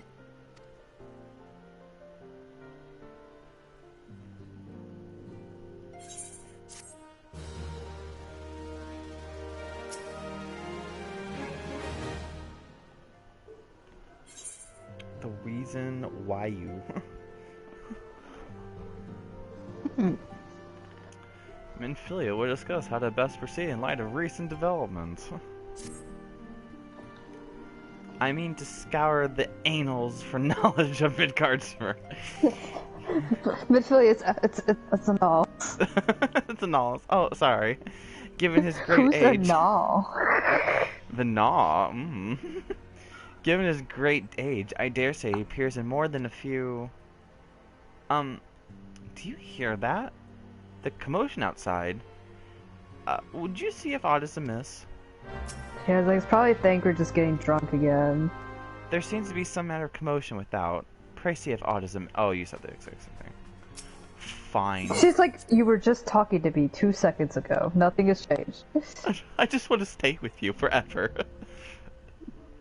Please don't talk to Alfino. You always talk to Alfino. Speaking about Alfino, it's Alfino! What up, Alf? Oh, ooh. I salute you. Sophia and Larks. 'Tis well that you are on hand. I just saw you like 3 minutes ago, so I already need you again. We have a problem. Wayu has escaped. It happened shortly after the Immortal Flames took her into custody. She had been placed in a dungeon, so any one of the dungeons that they have around. Ahead for a coming trial, but apparently the accommodation was not to her liking. It had no waterfalls. She would rather be in the sunken temple of Kar. The turnkey was found slain along with 2 guards, displaying she received inside help. Citizens report seeing Wayu quitting the city via the Gate of Nald with a bloodied spear in her hand. She makes for Castrum Meridianum, I am certain of it, and her fate in Eorzea is as good as sealed. What recourse has she but to flee to her imperial masters? Even as we speak, Captain Ilberd and First are hot upon Wayu's heels. Pray make haste to Camp Blue Fog and join the hunt. I gotta get more crayons. Alright, to the Blue Frog. And she's like, great. Pretty much Ulda's great big giant fart. That's where we're going. That fart's blue. See, I was like, didn't we absolutely destroy Meridianum? Like, how are they still there? Yeah, that is something that I always kind of wanted to, because I know the Ultimum blew up the Praetorium part, but I'm guessing like the outer part is still like intact. I'm guessing. But we still blew up a lot of their equipment while we were there. That is true. It's not like we just didn't have at least 1 or 2 areas just split to the wall. Ions. I have spoken with the soldiers here. They say that Wayu walked through the camp not a bell ago. Nobody thought to really... she walked through. You did not mishear. We have Raubon's decision to keep her matter secret to thank for that. Bad from Rao, he said. Oh. It's Raubon's fault. As a result, the soul flame in the garrison made any attempt to detain her. So here we are. Wayu must not be allowed to reach Castor Meridianum. I was thinking we would just let her go in there. I mean, what is there? Just a bunch of destroyed generators and a trash chute. Maybe Jonathan is there. I think they executed Jonathan. He's already dead. Oh. So yeah, The other Jonathan. His funeral was a couple of hours ago. Maybe Steve's in there. Hmm. Well, I mean, it looks like they're still playing Nicki Minaj over there. There still is a rave going on, so... So you guys, like... So nobody in the Immortal Flames or anybody in the Grand Companies thought to maybe occupy, you know, that fortifiable defense point? They just let the Garleans just come back and retake it? You know. Oh, it's a sling. You gotta split up.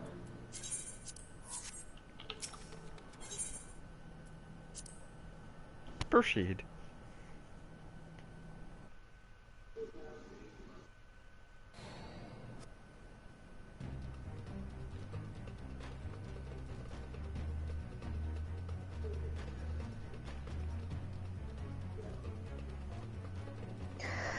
This wretch was with Royale.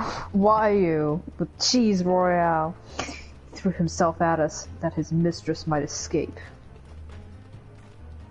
She didn't blink when we cut him down. Not even when he started screaming. We really made sure to really cut him down. No loyalty even to her own. The goddamn harpy. With me, Scions, we almost have her.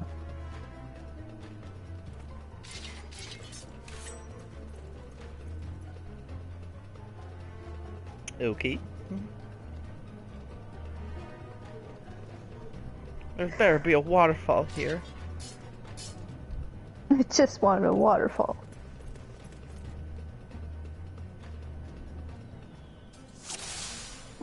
The echo gives me super strength.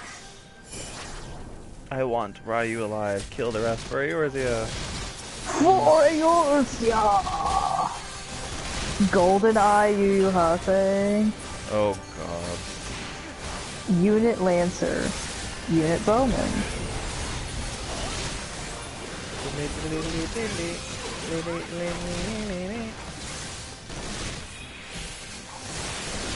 Ilbert of the Dull Blade. Well, you might want to sharpen that.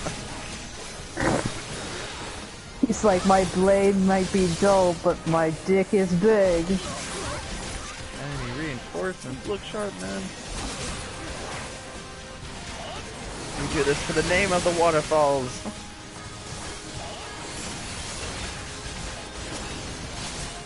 Oh, jeez. I not guessing him.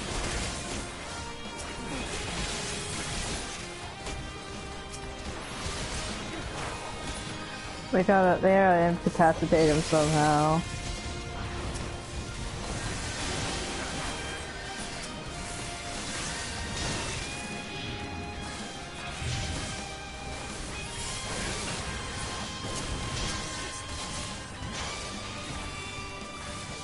Oh yeah, kill the healers first, you know.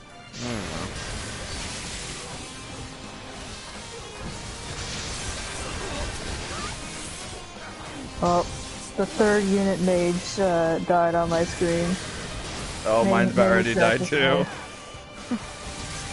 Third unit Lancer looks to be joining him. I hope the flame thaumaturge makes it. Oh. Third unit Lancer, no! You had a family, I think. Yugiri, forgive us our late night. Yeah. More Dolmens. The Dolmens have arrived. Condor came for aid, finally. I've more than earned my coin already. I'm glad that's what you're thinking of, Yu Hase. I think Yu Hase died on my screen.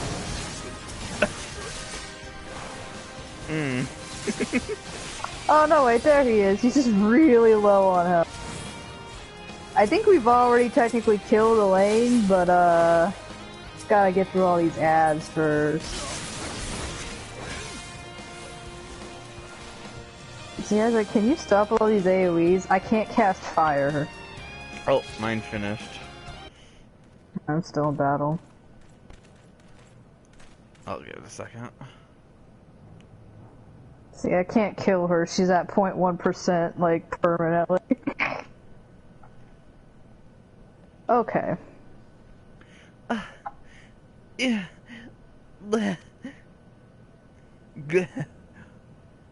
Bind her! And do it tight.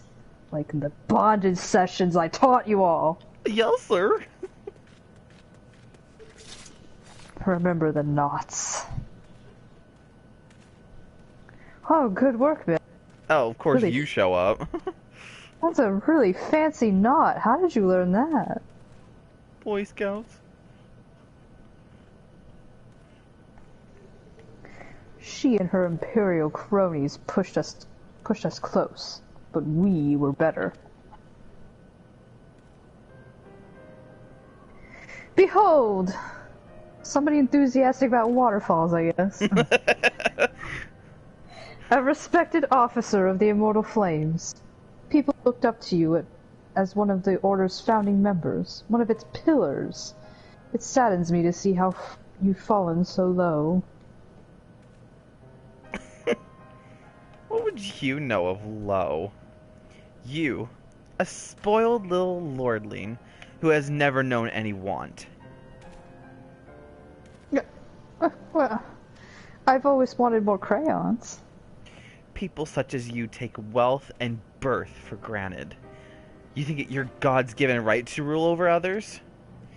You know not of our plight, the injustice that we low-born Ishgardians must endure. To the noble lords and ladies, we are not even people, but resources to be consumed. I did what I had to do to survive, stealing, killing, even whoring myself.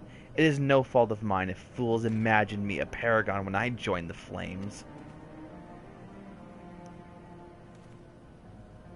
To hear you tell it, one would think you're the only person to have ever suffered. In case you haven't forgotten, Raoban himself was born into poverty, as was I. We lived hand to mouth, with little more than the shirts on our backs. Hunger was our constant companion. Yet never did we bemoan our lot in life, nor did we begrudge others their fortunes. We accepted the hand that we had been dealt, and played to the best of our ability. Life was a battle, but no matter what fate threw at us, we took it on the chin and came back for more. Everything we have, we fought for. How are we any different, then? 'Tis true that we were both mercenaries of lowly birth. It is true that we both had our fair share of struggles. But whereas I sold my sword, you, Marshal, you sold your comrades. If life has taught me one thing, it is that you never betray your own. I would sooner cut off my own arm than raise a hand against a friend. Ooh, I forgot about that line. But enough talk. You will return to Uldar to face justice, and the people whose trust you have dragged through the gutter. Don't go chasing waterfalls. I can't believe she's gone now.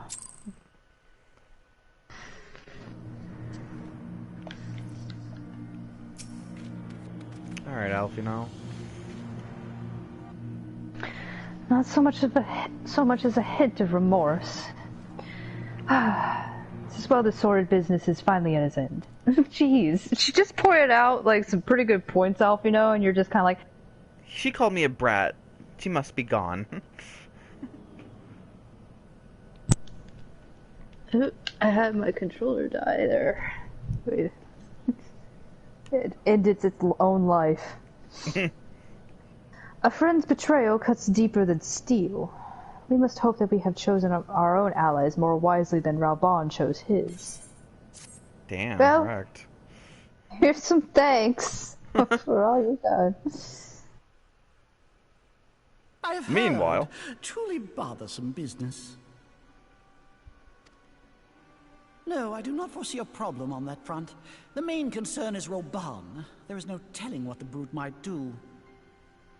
Have the Blades watch him in the flames day and night. You may leave the Sultana to me. I shall personally attend her grace.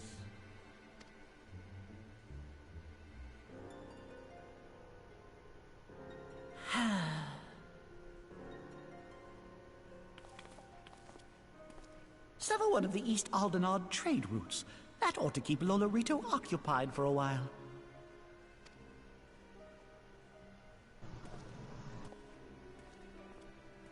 Nanamo Ulnamo. For my sake, pray be a good little Sultana to the last.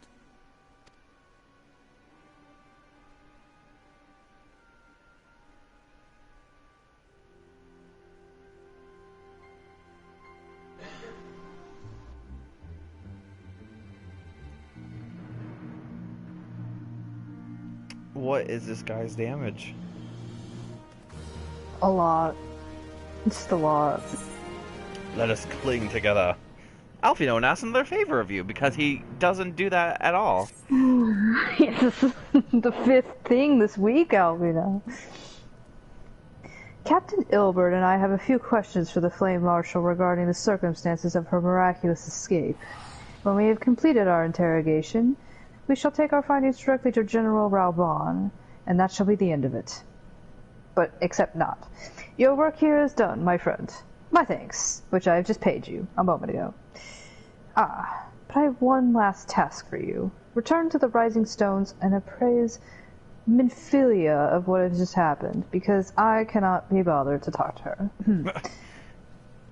I am aware that the antecedent held Wyu in high regard. For better or worse, she will want to know how this tale ends. I gotta get some McDonald's on the way, I'm hungry. Ilbert, carry me there, I'm tired. He's like, don't order a black coffee like last time, or I'll slap you. Sorry, sir.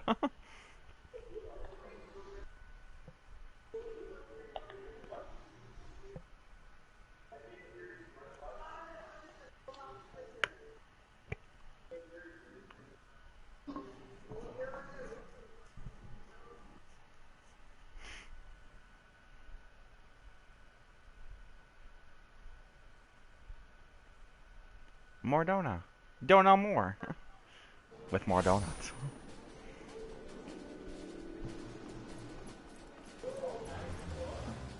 Yeah, he can actually enter the Rising Stones instantly. Get me in. Get me in.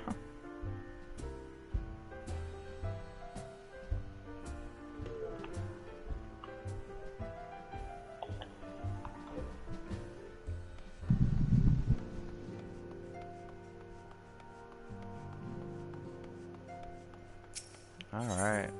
To Minfilia.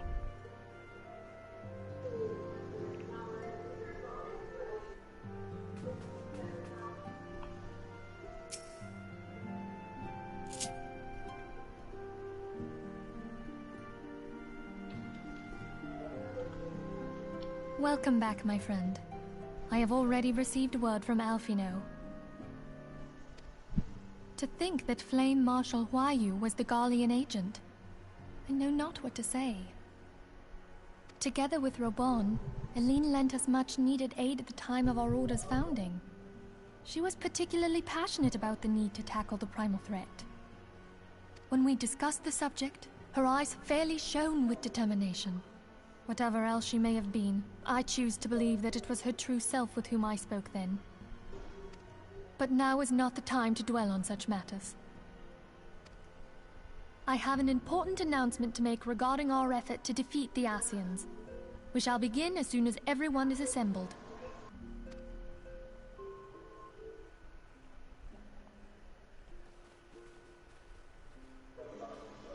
My thanks for coming, friends.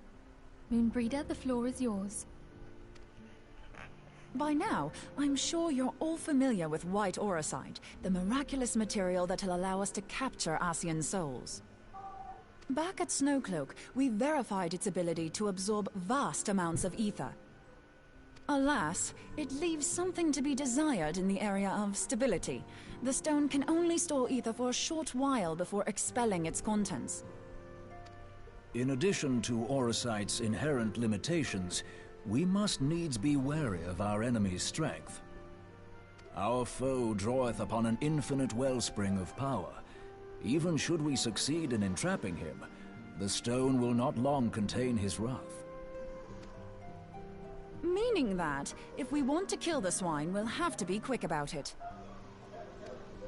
'Tis our belief that an Ascian soul may be permanently undone, if smitten by a sufficiently concentrated burst of pure ether. The only trouble is, we can't say for sure how concentrated the burst needs to be. Without knowing how much ether an Ascian soul is composed of, we're basically guessing. Our sole clue lieth in thy struggle with La Habrea. During that encounter, Heidelin bid you forge what she called a Blade of Light, a weapon which took the form of a luminous stream of energy. Based on your description, we believe the blade with which you vanquished your foe was composed of ether. Admittedly, your victory proved ephemeral, as La Habrea was able to use a crystal of darkness to flee into the space that lies between our world and the void. The fact remains, however, that Heidelin placed the means to destroy the Ascians in your hands. Be that as it may, it would be unwise to assume that she will do the same when we next encounter such a foe. Quite so, my lady. We must needs find the means to forge our own blade of ether, one to equal that which Heidelin did benevolently bestow upon her champion. That is all well and good, but it seems to me that producing such a blade will require a prodigious quantity of ether. Whence will it come, pray tell? Oh, what if we had two pieces of white auracite? One to trap the Ascian, and the other to store the ether for the blade. Oh, nice try. But it's as I said, the stone won't hold ether for any length of time. We'd still need to collect the stuff there and then, sorry to say. And therein lies the rub. Finding a way to create the blade whenever and wherever we choose. 'Twould seem more research is in order. I'm going to linger a while, perform a few more tests on the Auracite. And I could do with some help. Urianger, why don't you lend me a hand? Mine apologies, but I am required at the Waking Sands. Lady Minfilia hath given me sole charge of the premises. 'Twould be unseemly to leave them unattended. Sole charge, you say? So you're basically alone there, then? Well, that settles it. I'll just have to come to you. You're alone there.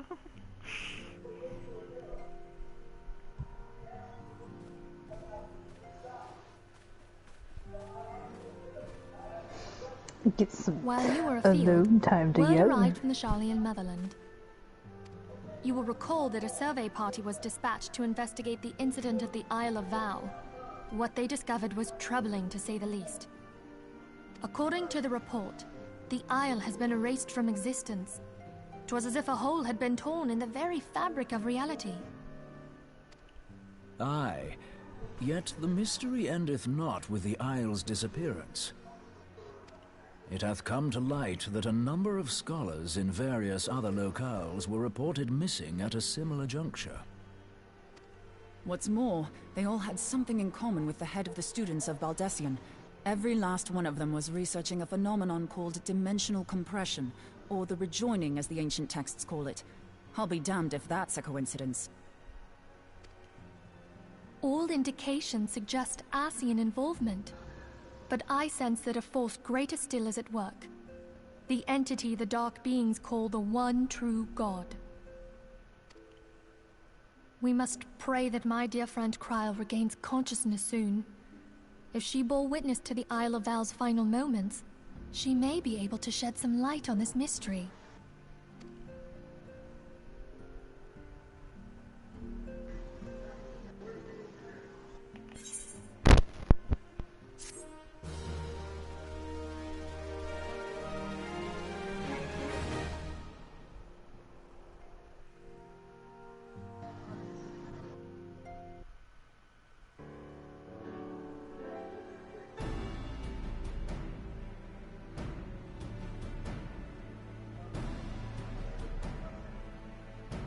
Following the calamity, the forces of the 14th Imperial Legion entrenched themselves in strategic locations across Eorzea.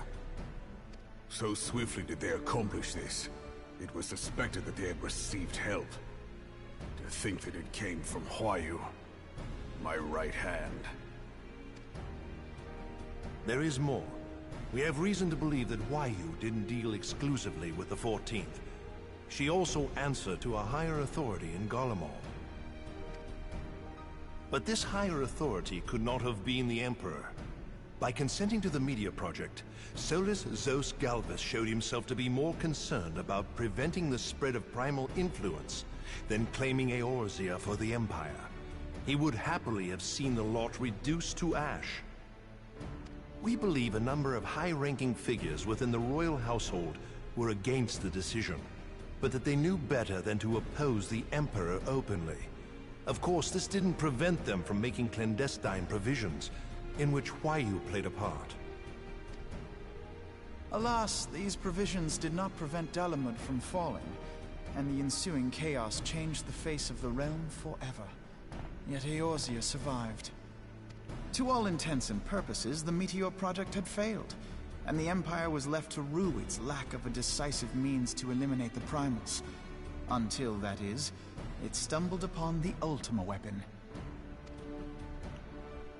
Even before the accursed thing was dug up, it seemed to me the 14th had the might to overwhelm our weakened armies.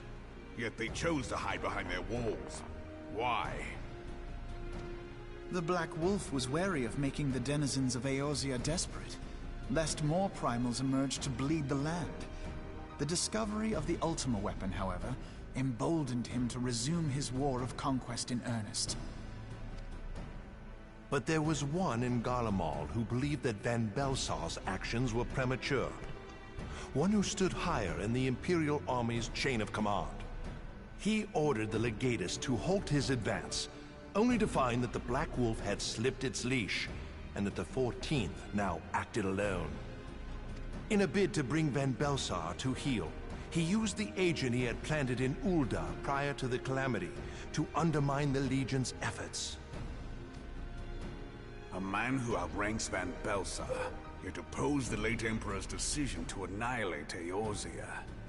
This could only be the former High Legatus of the Garlean army, now known as Emperor Varus Zos Galvus. So he was Huayu's true master. But one of several in actual fact. We've learned that even as Huayu served the Empire's interests, she sold Imperial secrets to a certain faction in Eorzea.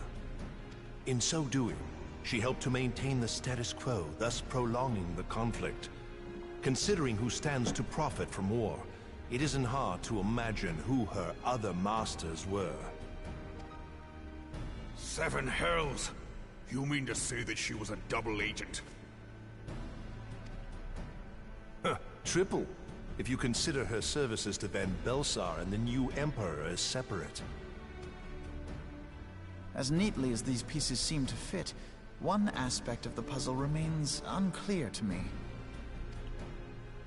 By whose will was the Marshal feeding intelligence to the heretics? And try as I might, I fail to see how aiding their cause would profit either her Imperial or Monetarist masters. Could it be that another hand is at work here? If so, Huayu must be made to reveal whose it is.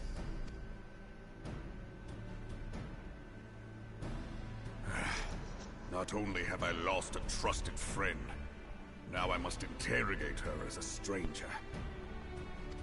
Not a pleasant task, I grant you, but a necessary one. Unless we weed out the ivy, root, stalk, and stem, it will simply grow back. I know that full well. Those closest to Huayu have already been detained, and I will question them alongside her. General, pray keep in mind that there may be unwitting abettors among them. All will be treated fairly. On that you have my word. Those who are innocent have no cause to fear. You have ever been a friend of truth, General. I hope the unpleasant task of weeding out falsehood will not detain you too long.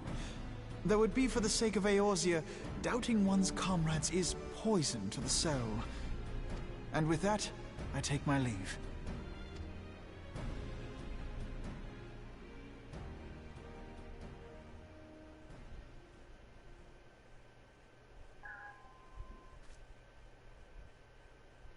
All these years, I've been made to dance to their tune. How could you, Huayu? How could you side with them?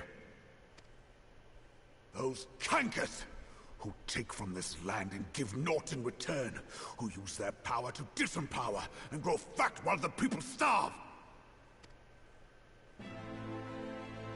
I know you can hear me, Monetarist scum! Your crimes will not go unpunished! One day I will purge this land of your sickness! Before the eyes of the 12, I swear it!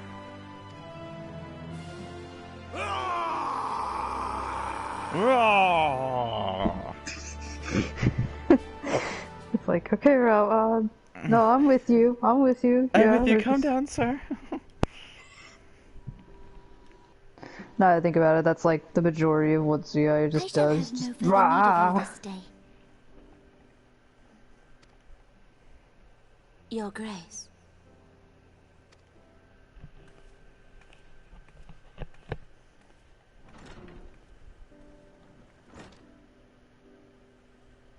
I fear that not even mine own chambers shall remain private for long. Has the situation grown so grim?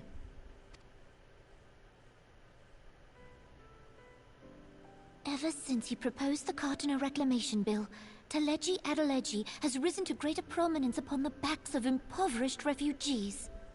The Monetarists were ever united in their pursuit of profit, but the man's actions have torn a rift in their ranks. They snap at each other as rabid dogs. Yet now is not the time to be bickering among ourselves. If this bickering is a threat to law and order, might you not have grounds to dissolve the Syndicate? Would that the solution were so simple, Admiral. Alas, my moving to dissolve the Syndicate is certain to spark outrage among the influential merchant class, whom the Cabal represents. This would serve to exacerbate the current unrest, and peace would slip still further away. Be they rich or poor, natives or refugees, all who reside in Ul'dah have a right to pursue happiness. It is the duty of a ruler to protect this right. If I am to perform my duty, I must needs tread warily. It would not do to make enemies heedlessly. Were Lord Lolorito here, he would doubtless say that I have my head in the clouds. ruler is required to take a wide view. Try as we might to cater to all needs, some will inevitably be overlooked. As such, there shall ever be citizens who feel aggrieved. It cannot be helped. But as you have informed us, the monetarists take no view but their own. They hunger for power while the masses starve. In the absence of a common cause, it seems beyond any one individual to make Uldar whole. And the presence of a Garlean agent within the immortal flames only makes matters worse. Even accounting for Uldar's historic reliance upon mercenaries, such a grievous breach of security is unprecedented. I fear this business will provide the monetarists with a rod to beat Rauban.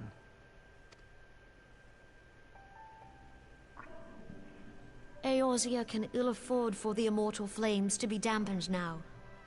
Ere long, the Garleans will turn their ravenous gaze toward our lands once more. If we are to resist their might, our nations must stand together. Yet for this to happen, our nations must be whole. Cannot be done to improve the situation in Uldar.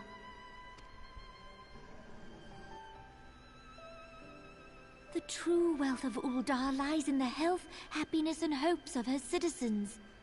Alas, the citizens shall never know these things, so long as their lives are ruled by the ambitions of the few.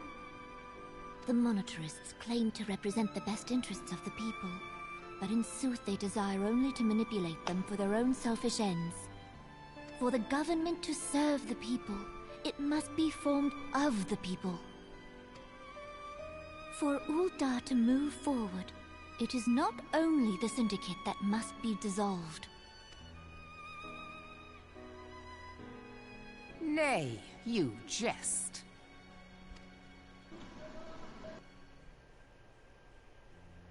My friends, it was for no other reason than to make known to you mine intent that I requested your presence here. When I make my declaration to the people, chaos shall inevitably ensue. As the last monarch in the line of Ul, I make unto you this request. Help Rauban to preserve order and protect the people. Forsake them, and you forsake yourselves. For a strong Eorzea will ever have need of a strong Uldar.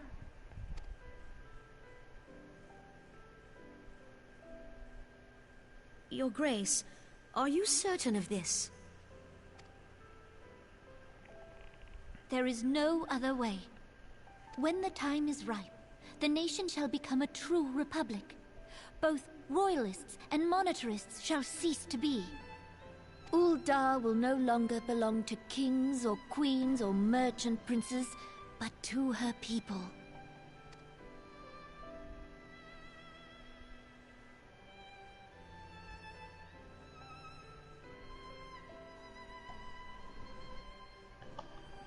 Rauban, forgive me for casting aside all that you have toiled for in my name. Beyond this gesture, I am powerless to help my subjects.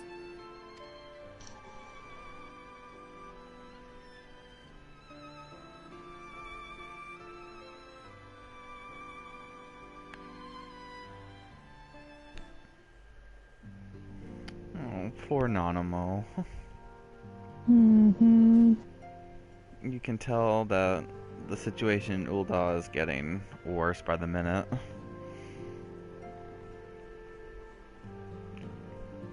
Telegil acts like he's acting like he's up to no good. The most high-ranking official is a Garlean spy who's been doing everyone's dirty work. Triple double agent. Triple double. Even James Bond quakes at YU. Oh, but what an interesting patch that was. A lot happened. A lot of foreboding of Ishgard and a lot of foreboding of Ul'dah at the same time. It's almost like they got some similar problems going on. It's like there's so much corrupt in politics. Who would have thought? But that was Dreams of Ice, and we have come very much towards the end of the stream. So if you guys liked this video, please give it a thumbs up because it does help out the video a lot. And if you want to support this series, please give us that subscribe button and also hit the bell so that way you'll be notified the next time that we stream. So next time that we stream, we will be starting the final patch of A Realm Reborn known as Before the Fall. If that doesn't sound ominous, I don't know what will. So, we hope to see you then. Bye! Bye-bye.